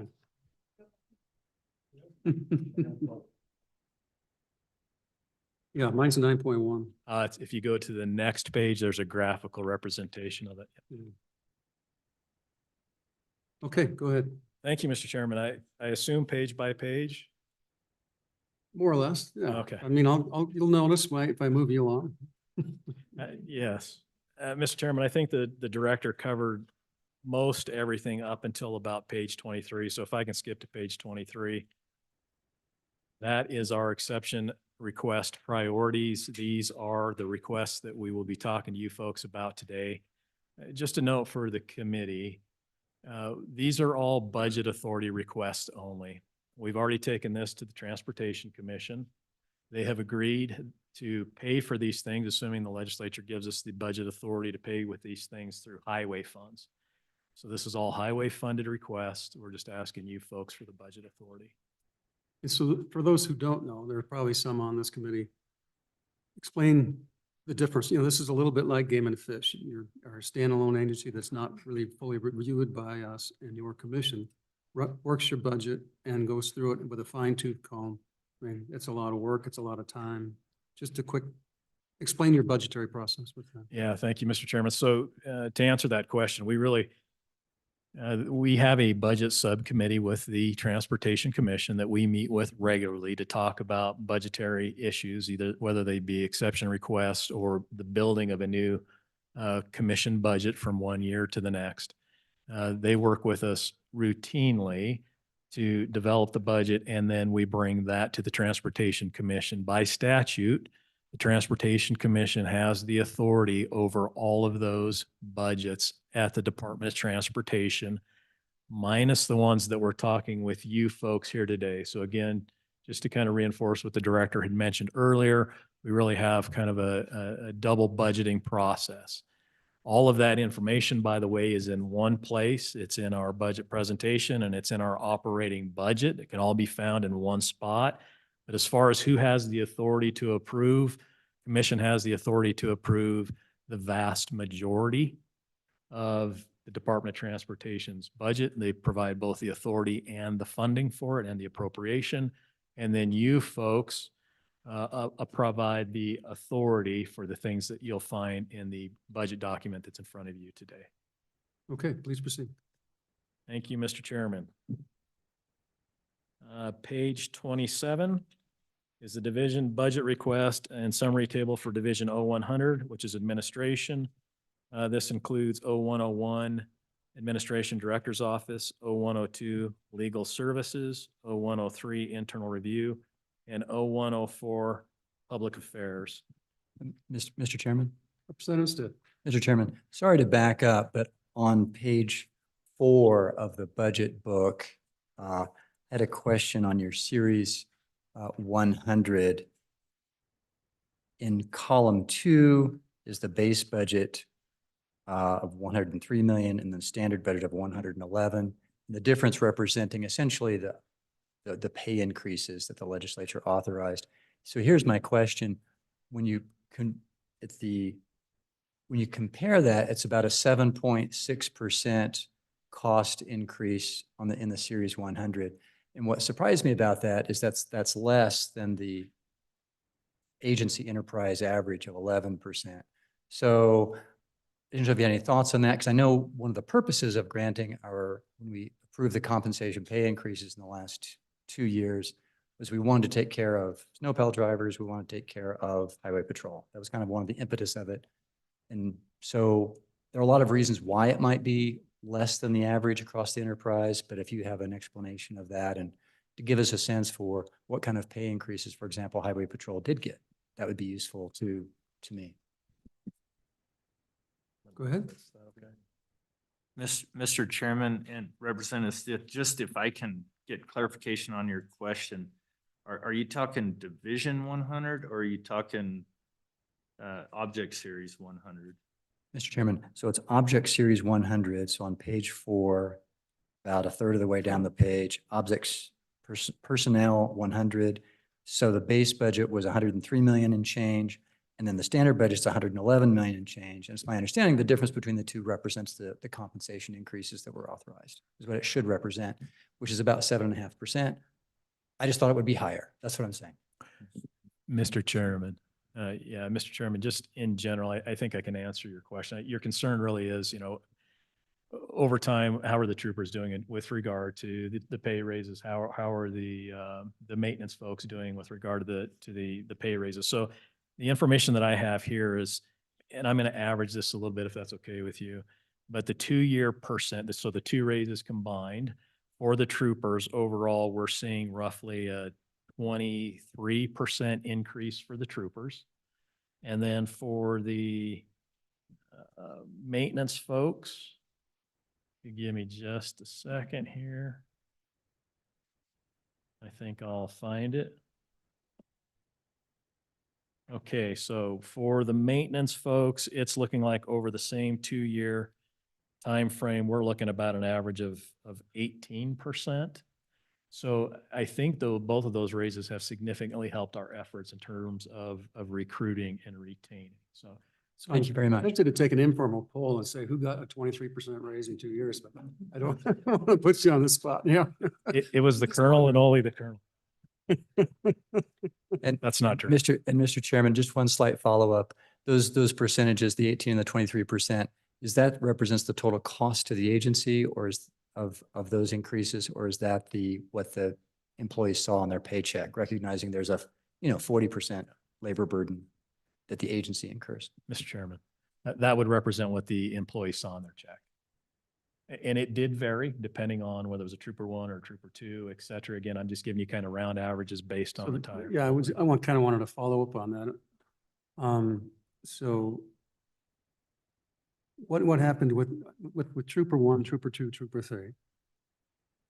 I take it that the predominant part went to the base pay or not, or how did those increases allocate across the spectrum of the ranks? Mr. Chairman, can I just read down the list here for you? So we're talking about a patrol sergeant here. The average was over the 2 years was 17%. The patrol lieutenant saw on average about 21%. Patrol captain saw about 18.5%. Major saw 24%. Okay, thank you. You bet. And Mr. Chairman and Representative Stith, I think probably, and I don't have the numbers, but just, and you can correct me if I'm wrong, Dennis, but possibly why you're seeing only the $8 million increase from base to standard could also kind of reemphasize how bottom heavy we are, how many lower salaried individuals we have in the agency. I mean, out of 2,000, a little over 2,000 plus employees, there's a lot of them at the lower waged, road maintainers, that level of people. So, I mean, a 20% increase across the board for them over the last 2 years is not going to significantly move that total. Whereas if we were top heavy, you would probably see more in the 12 to 15%. So I think that kind of showcases that we're worker bee heavy, which is where I think we need to be. Okay, any further questions? Go ahead, please. Thank you, Mr. Chairman. I am on page 27. I'm sorry, I moved on to page 28 through 30. These are the unit narrative and the budget request for 0101 Administration Director's Office. Yeah, Mr. 35, 30. Keep going. What page are we, 35? 28 through 30. Mhm. We are, Mr. Chairman, there are no exception requests in this unit. Mr. Chairman, moving on to pages 31 and 32. This is the unit narrative and budget request for 0102, which is legal services. Budget authority in this unit is used for travel expenses, and cell phones for our Attorney General Counsel. Okay, go And on. there's no exception request here. Next. Page 33 and 34. No exception request here either, Mr. Chairman. This is for our internal review folks that do a lot of our auditing internally. Okay. Pages 35 through 37 are the unit narrative and budget requests for 0104 Public Affairs. There is an exception request here, Mr. Chairman. On the bottom of page 35 and the page 36 is an exception request for 1 CAD station, 1 desktop replacement, and 2 laptop replacement using highway funds in the amount of $4,611. Okay. Seeing no questions, go ahead. Mr. Chairman, we are on page 38. This is the division budget request summary table, and this is for Division 040. Moving on to pages 39 and 40. This is the unit and budget request for 0401 support services. There are no exception requests in this unit. Pages 41 through 44 are the unit narrative and budget request for 0402 driver services. There are exception requests in this unit, Mr. Chairman. You go to the bottom of page 41 and page 42. There's an exception request for 82 driver services kiosks, 9 laptop replacements, and 2 tablet replacements using highway funds in the amount of $95,207. Questions on Unit 402? Seeing none, please proceed. Mr. Chairman, page 45 through 48 are the unit narrative and budget requests for 0403 motor vehicle services. There are unit exception requests here. If you go to the bottom of page 45 and 46, there's an exception request for 8 laptop replacements using highway funds in the amount of $7,200. If no laptop question, we'll move on. Go ahead. Mr. Chairman, pages 49 through 52, unit narrative and budget request for 0406 office services. At the bottom of page 49, atop of page 50, this is an exception request for 8 laptop replacements using highway funds for $7,200. Okay, go ahead. Pages 53 and 54 are the unit narrative and budget request for 0407. This is the statewide cost clearing. No exception requests here. All right, please proceed. Pages 55 through 57 are the unit narrative and budget request for management services 0408. There are exception requests here. If you go to the bottom of page 55 and 56, the exception request is for 3 laptop replacements using highway funds in the amount of $2,700. Okay, go on. Pages 58 through 60. Pages Questions 58. on priority number 2, laptop replacements, page 58. Is that a raised arm? Representative Wanzer. Thank you, Mr. Chairman. On the laptop replacements, I notice your computers are considerably less than what I've seen through all the other budgets. But I don't know. Mr. Can you Chairman, buy laptops for everybody else? Would you agree? I wish I could say they're less because we were that awesome, but we simply made a mistake, Mr. Chairman. So the number that we were using for this budget build was $900, and the number that we had received from ETS was $1,157. So that's the accurate number, $1,157. So if you aggregate all of the computers and our exception request here, there's actually a difference of $35,900 between our mess up and the actual number. So what's the number? Total number is $35,900. Did you get that, Don? Okay, Mr. Chairman. go ahead. So following up that your statement there, is that going to show in one of your tables somewhere in your table at the beginning or at the very end? Is that trued up somewhere within your budget, or is it something we need to make note of as we go through this? Mr. Chairman, we have not made note of it here because we just really found this out day before yesterday. Whether you folks choose to true it up or not is up to you. I think if we had to look hard enough, we could probably use existing standard budget in most cases to cover the difference between the 900 we estimated and the 1157 that's the actual anticipated. So does that mean the commission hasn't seen the new number? I think did we tell anybody? They might know now, Mr. Chairman. Yeah, it's been a busy week, Mr. Chairman, no excuse. And Well, but we either do- way, we'll get to it. Yeah. All right, please proceed. Thank you, Mr. Chairman. I think we were on page 58 and 60. Unit narrative and budget request for 0411, which is procurement services. There are exception requests here, and those are 8 laptop replacements in the amount of 7,200. I think you can now just say more laptops. More All right. laptops. I will do that. Thank you, Mr. Chairman. Go ahead. Pages 61 through 63, this is our strategic performance improvement group. More laptops, one in particular Okay, for please that. proceed. Pages 64 through 66, this is our fuel tax administration group. There are no exception requests in that unit. So does your graph have the breakdown of the fuel tax? I presume it does. It does, Mr. Chairman. Yes. And so with that regard, in order to have a substantial impact to your revenues, what type of an increase is necessary? Let's say to add 100 million a year.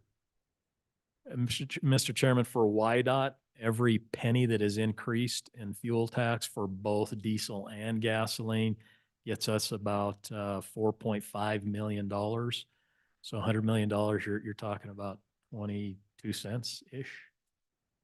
Yeah, okay. And then remind me, what are we doing on electric cars and trying to have a comparative cost analysis so that as more and more of those hit the roads and even the, hybrids, that we get equivalent quid pro quo on highway use? Mr. Chairman, just for the committee's information, for electric vehicles, there's currently a registration fee for $200 that is supposed to really equate to, the gas mileage they would otherwise be getting, the miles they would be traveling. That's in place now. There is a bill from JTC that is increasing some, or actually implementing charges for actual charging at level 3 chargers. That's going to come in front of you folks this legislative session. Okay. And it would include hybrids as well. And yeah, it's about 4 cents per kilowatt hour on that EV tax. Okay, It's part of thank that you. bill. Yep. Mr. Please go ahead. What was the statement about the level 3 charging stations? Are you going to be getting revenue from those? Mr. Chairman, if you folks pass the bill, then we will be, yes. And it'll be 4 cents per kilowatt hour. And Mr. Chairman, I wholeheartedly support that approach, and I think it should be 5 cents on the kilowatt hour.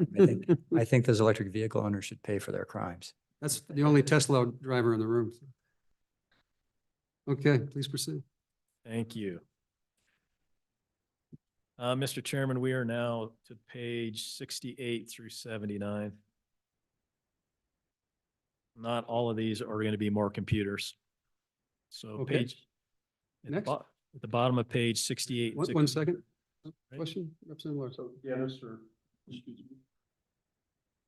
Dennis or Kevin, on page 69 there, that maintenance agreements, that probably should be ongoing rather, and the gov's rec is one time.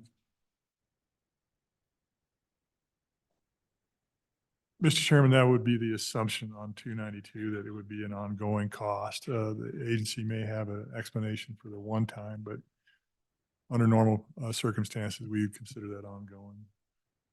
Mr. Chairman, just for clarification, we're on page 69. 69, and in your object code describing that breakdown, you've got 242 and then 292 for 301,000. But then governor's rec is all for one-time exception, but typically that 292 for external for maintenance is ongoing. Mr. Chairman, I'm going to defer to the Colonel on the 292. So we're specifically talking about this maintenance contracts, external.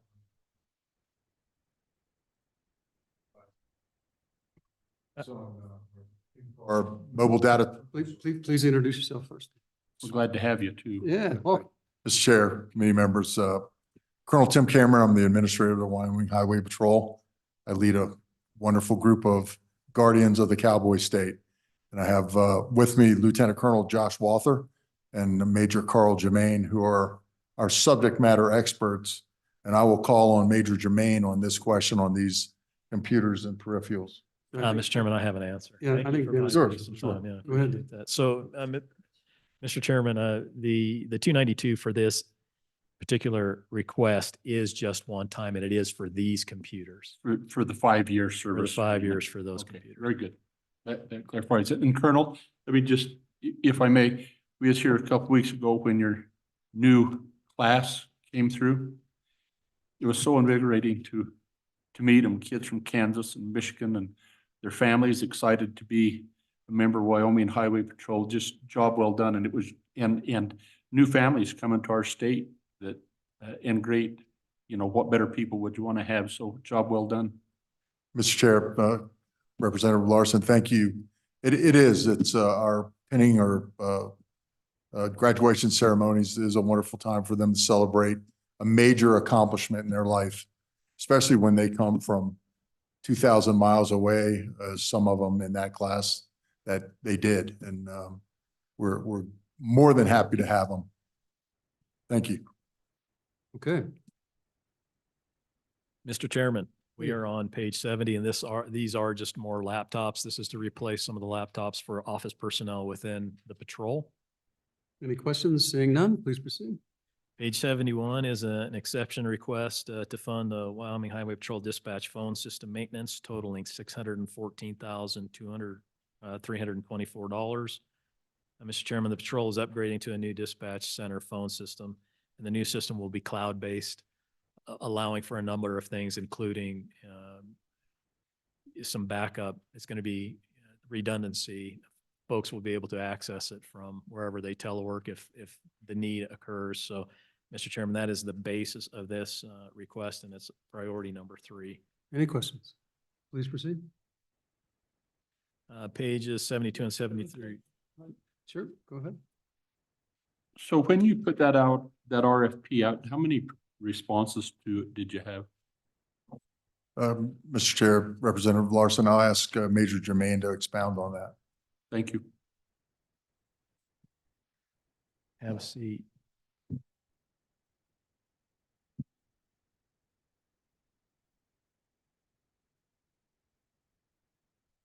Mr. Chair, Senator or Representative Larson, the RFP hasn't gone out yet, but we're anticipating roughly a half a dozen vendors to respond. Okay, thank you. Okay, thanks for the response. Please proceed. Request for 3D scanner units using highway funding in the amount of $192,409. One second, go ahead. And then could you tell us where those will be deployed? There's 2, and I'm just curious how you do that around the state, please. Mr. Chair, Representative Larson, these units would be deployed with our crash team personnel, two different sections of the state. Okay, please proceed. Oh, go ahead. No, Thank you. One, I'd love a demo. This sounds like awesome technology. 2, is this enough to cover all of the needs? I mean, we are a big state, as you know. Mr. Chair, Representative Sherwood, yes, in recognition of what our demand is now, they certainly are, and it's newer. It's not new technology, but it's new to us, and provides incredible documentation of scenes, not just crash scenes, but potentially crime scenes as well. Okay. Mr. Chairman, page 74 and 75 is an exception request for 25 night vision device kits and 5 thermal scopes for the patrol's special services squad. This request amounts to about $478,000, Mr. Chairman. So I need one of these to chase down on my son on occasion. Useful.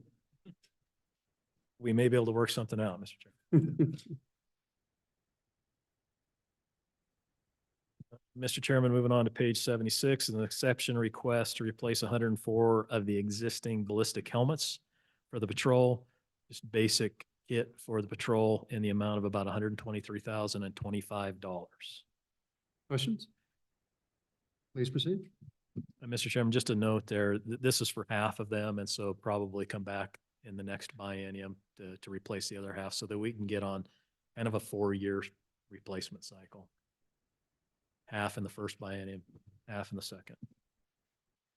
Page 77 is an exception request for an additional $400,000 of budget authority needed to cover the estimated telecom expenses presented by ETS.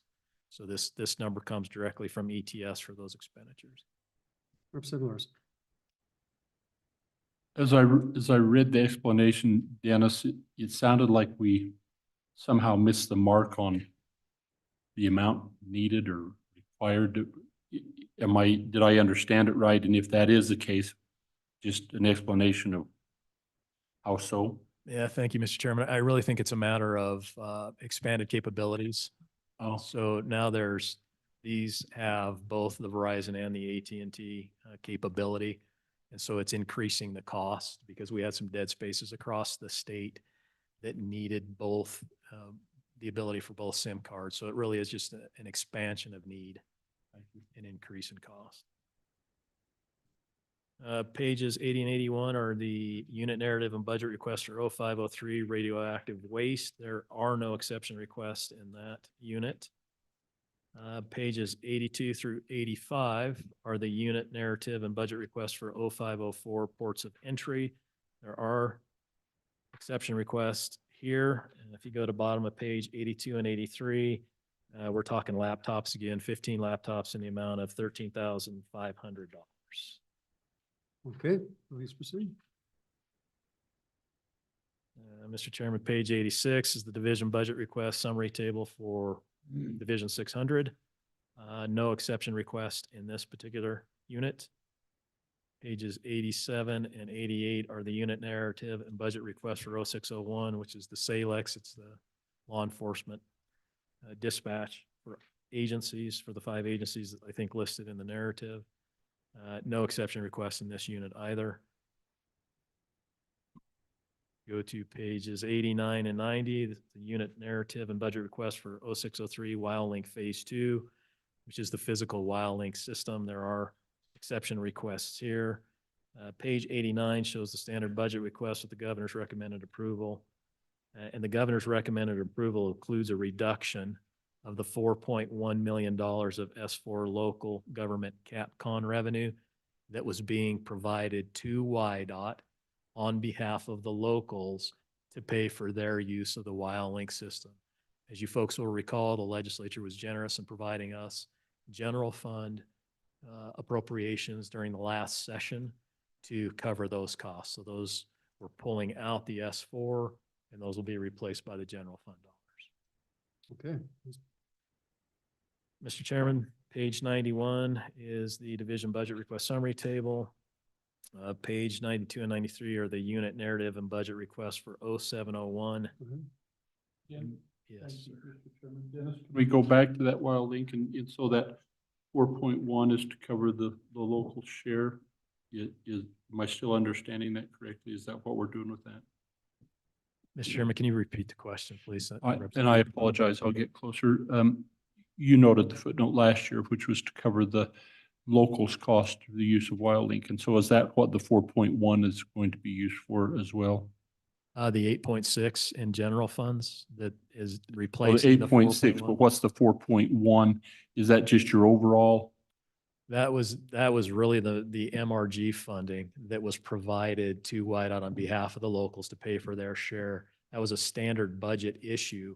We no longer need those funds because we received the 8.6 last session in general funds. And then the 8.6, is that included in your budget ongoing? It is, Mr. Chairman. As a biennial number? As a biennial number, that is correct. And so it will cover the locals portion. It also covers other maintenance. It covers the system maintenance agreement for WildLink on behalf of both the locals and state users. And so I'd like to have a reminder, Don, I thought the conversation, the 8.6 was a one, did we biennialize that or is that a 1-year number? Mr. Chairman, Representative Larson, there was some language issues with that, but it was, they could have doubled that if they followed the provisions of the footnote, it could have become 16 million. Okay, that was really, I think, never the intent. But that was the language that was agreed to by both sides, so it was not up for debate on JCC. I knew there was a double of something there, so, okay, just wanted to make sure that I was tracking correctly. Thank you. Chairman. Please. So thank you, Mr. Chairman. We worked awful hard in the legislature to keep YDOT off the general fund budget. And so if we were to want to deny this 8.6 in general funds, could we take it back to the S4 account and have enough funding in S4 so that it would operate as it had prior to last year without interruption? I think Kevin's got his hand raised. Mr. Chairman, the mineral royalty grant program is a high priority for the governor. We used to get coal lease bonus. We're not anticipating a coal lease bonus. So what the MRG program has available is $7.2 million in severance taxes. This is the January Craig and the October Craig. Federal mineral royalties are $14.8 million. That gives $22 million for the whole local government Capcom budget now. We used to get significant amounts of coal lease bonus. We don't get that anymore. Also, currently, there's $8 million in the business council that the legislature appropriated that's in the standard budget. I expect that there to be a conversation about how that will be dealt with in a governor's letter or a conversation of that. But currently, without any movement on the business council portion of that, that leaves $14 million for the local Capcom account. So with the knowledge of what we had, it could have been 16 million. We made it 8.6 in general fund, but we are solid on a recommendation to not fund this with MRG because really it's the situation around the coal lease bonus. Further questions? So have they looked at any other alternative fundings besides MRG? And for example, is there substitute funding either through existing remaining ARPA dollars or IGA dollars? At least for the near term? Mr. Chairman, we could do a look into all the other different sources of revenue. Right now, I think with the profile, the way that it stands is the general funds at this point in time is the obvious choice. Well, what's the non-obvious? Excuse me? We want to look at the non-obvious choice. I'm just linking the thought with. The revenues increase for YDOT has been discussed. You know, that conversation with the Joint Revenue Committee, the Joint Transportation Committee, and the Joint Appropriations Committee. Representative Larson. Thank you. And I think the conversation, this goes back to the Jonah days where we assured the locals we'd help take care of that burden. We shifted it to YDOT, and, you know, but nonetheless, here it is. And I think, did we not use a significant amount of ARPA dollars on some Wyoming towers and for communication, meaning it qualified? And I guess as we consider ARPA dollars, could we use maybe for this biennium some ARPA dollars to infuse here? Would that be an acceptable place if we chose to do so? Mr. Chairman, there's a rule underneath ARPA that you have to have a reasonable mitigation. Once you go past what's reasonable, then the access to those funds become really difficult to get to. And that's where we are with the Y-Link. And we worked really hard to support the recommendation that the legislature had for those ARPA dollars for Y-Link. But if we wanted to go that direction again, we'd have a very tall hill to climb to take the reasonableness of the impact associated with the ARPA and the pandemic.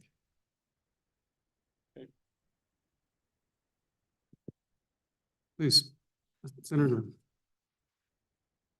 I'm just trying to let that answer sit in my head for a second. Does that mean that we don't have any more need? Because that's not the way I've heard this.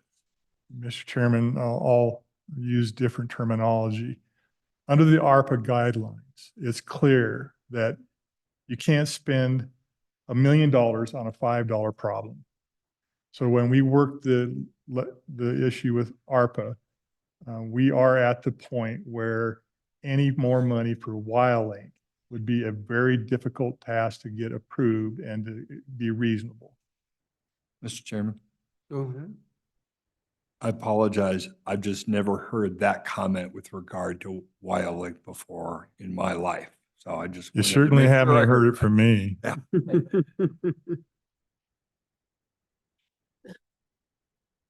Mr. Chairman, and I don't want to belabor it, and I don't know that I'm opening up a rabbit hole, but one of the things in the analysis of the agency that I found was why are certain things funded the way they're funded?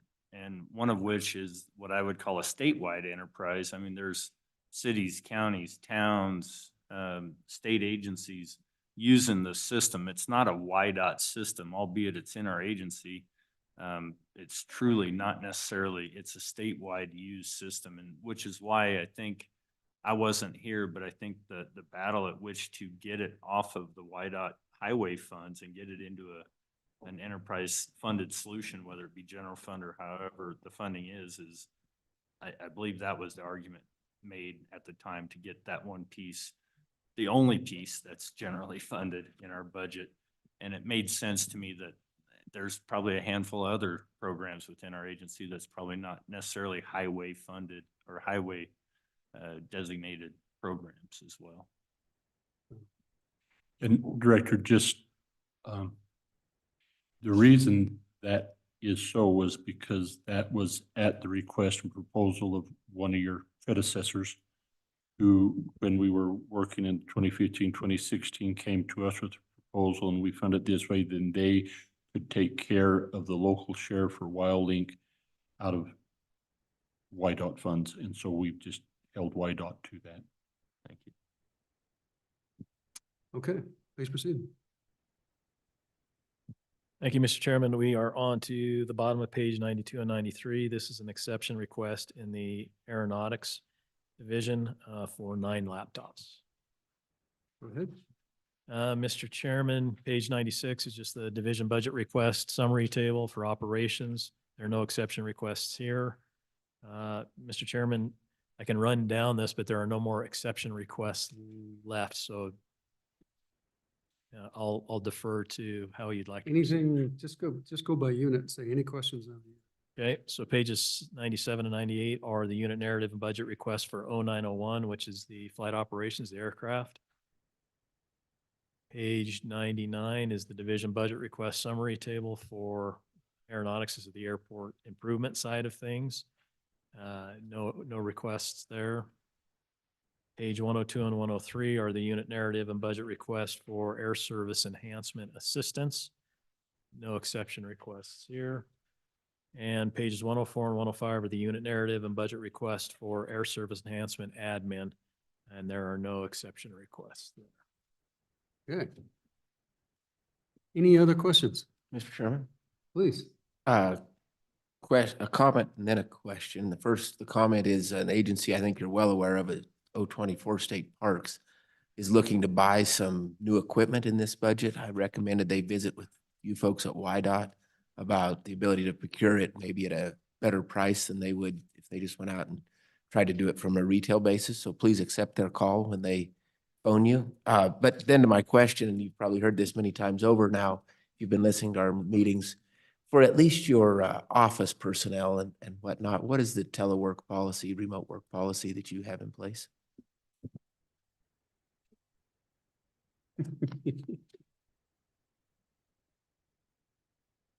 Mr. Chairman, Representative, are you asking what our policy is or how many numbers that you're looking for?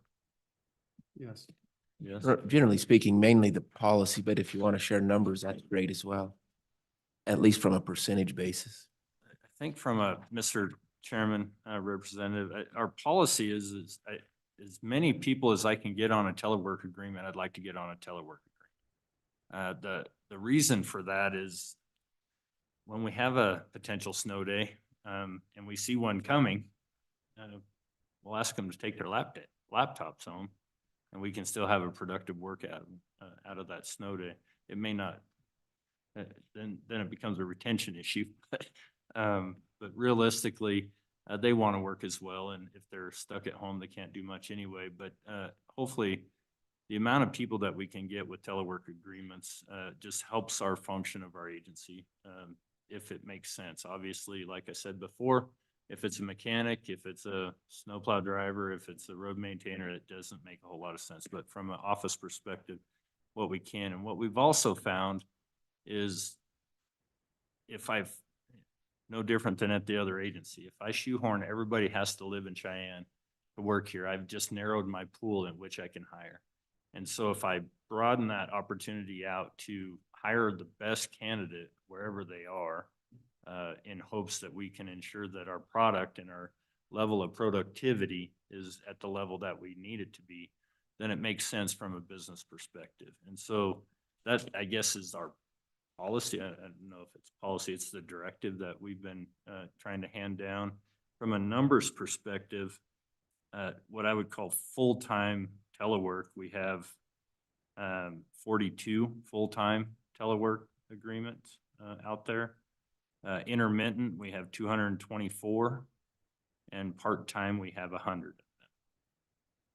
So all in all, in some form or fashion on the telework side, we have 366 agreements out there right now. Okay, further questions? Any other questions? Okay, we did it. Thanks. Appreciate you being here. Mr. Chairman and committee, appreciate you.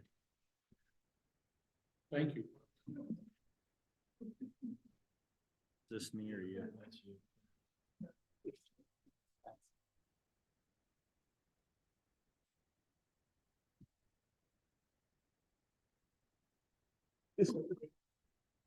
I gotta ask another 10 questions. Where do they live? Where do they live? How do you know? I don't think.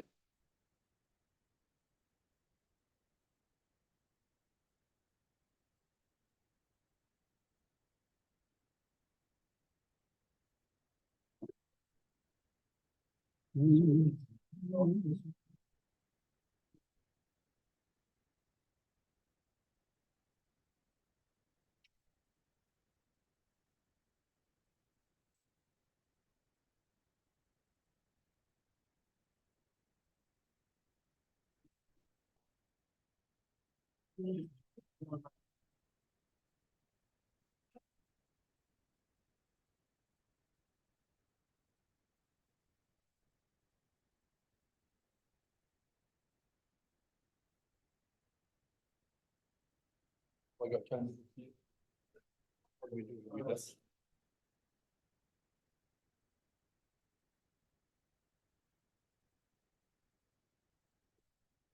Okay, Don, want to give us a heads up for tomorrow and anything else we need to do today? Mr. Chairman, tomorrow you have a number of smaller agencies, starting off with 3 in the prosecuting attorney's offices. First with the county and prosecuting attorneys, then with the DA from Judicial District number 7, that's Casper or Natrona County, then the district attorney from Laramie County. Office of State Lands. It's likely that given the pace that you have gone through in the past 3 days, that the Gaming Commission might also be before lunch. And then in the afternoon, the governor's letters. Last I checked, I believe there are 16 governor's letters. We do have them in hard copy and I believe electronic copy. So we'll be compiling those and putting them on your desk, and that's the items for the agenda. You have those now? I believe we could hand them out now, yes. Yeah, it'd be nice to have them overnight. Okay. So Okay. 15 letters that are that Karen has. Okay. Yeah, so Karen, if you're listening, make us copies before we go home. On Friday, we have scheduled all of the callbacks that we had previously discussed, with the exception, of course, with the agency ETS, which you heard from today. So those 3 callbacks are the Department of Family Services, the Wyoming Energy Authority, and then an executive session on security. Craig will be a relatively brief presentation on Friday morning. And then you should have received, and I don't know if that's been distributed, but there is a stable token commission request that is separate and apart from agency budgets, has no governor's recommendation with it, and we will be circulating that packet. And then finally, Don, could you resend that? Because I think I saw that a few days ago, but I have no idea where it's at. okay. We finally have the Game and Fish, which is entirely commission-based. They are completely off the general fund, unlike the agency you just heard from. So they do not appear in the budget. So that is entirely educational and informational only. You also on Friday have 2 pieces of draft legislation with the participation plan from GRS, which is the contract actuaries for the Wyoming retirement system. The first one there is an increase in the employer and employee contribution. I believe it's a 0.5%, followed by another 0.5%, and then a transition to the actuarially determined contributions, or the ADC. I think you touched on those initially back in October, revisited that topic in December, and then that legislation is available for you on Friday. I believe, although I'm not sure it was published, the committee has elected to adjourn on Friday and reorganize itself on Tuesday. So taking Martin Luther King Day or Wyoming Equality Day off. Mr. Chairman, Go ahead. just for clarification, the Game and Fish will be on Friday morning, not Thursday morning? Looking at my agenda, they're at 9 a.m. on Thursday. Yes. Just wanting to clarify. Apologies, Miss. I was working out the old one. They are scheduled for tomorrow. Game and Fish is, yes.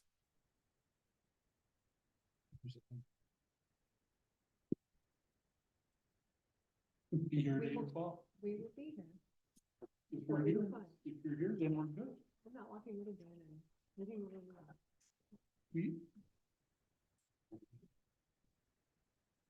And Mr. Chairman, if you wanted to visit about any of the additional items next week, which you referred to earlier in the meeting, be happy to do so if you wanted to adjourn and proceed, or you could do so continuing your. Okay, any other business for the day? Yes, I just need to give you a heads up. I've got a application in front of the Select Water Committee that I need to be at 8:30 in the morning. So I'll miss part of tomorrow morning.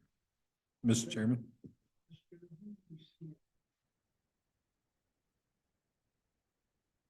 Mr. Chairman, we can just maybe discuss that in general, but really you have 4 bills that will be discussed, and historically they have been handled in a flexible environment. When you get tired of working on one, you oftentimes move to another because they are multi-day markups. So the 4 bills are the general appropriations for the operations of state government. That's the big budget bill, the main bill. The second bill is local government direct distribution. The governor has recommended $110 million. Right now, we have that bill prepared. It is posted on the website. The third bill would be state capital construction. Once again, we have posted that on the website under the governor's recommendations, which was requested by the committee in December. And then the fourth bill, which you have definitively indicated won't be discussed until Wednesday. That is the ARPA legislation. And that is also in reference to the one outstanding governor's letter as well. Okay, any other business before we go off? Mr. Chairman? Senator. I have to be gone at 8:30 tomorrow morning to listen to his application because I'm on the Select Water Committee. So if he's going to give it, I got to be there to You receive can do that with an earbud. it.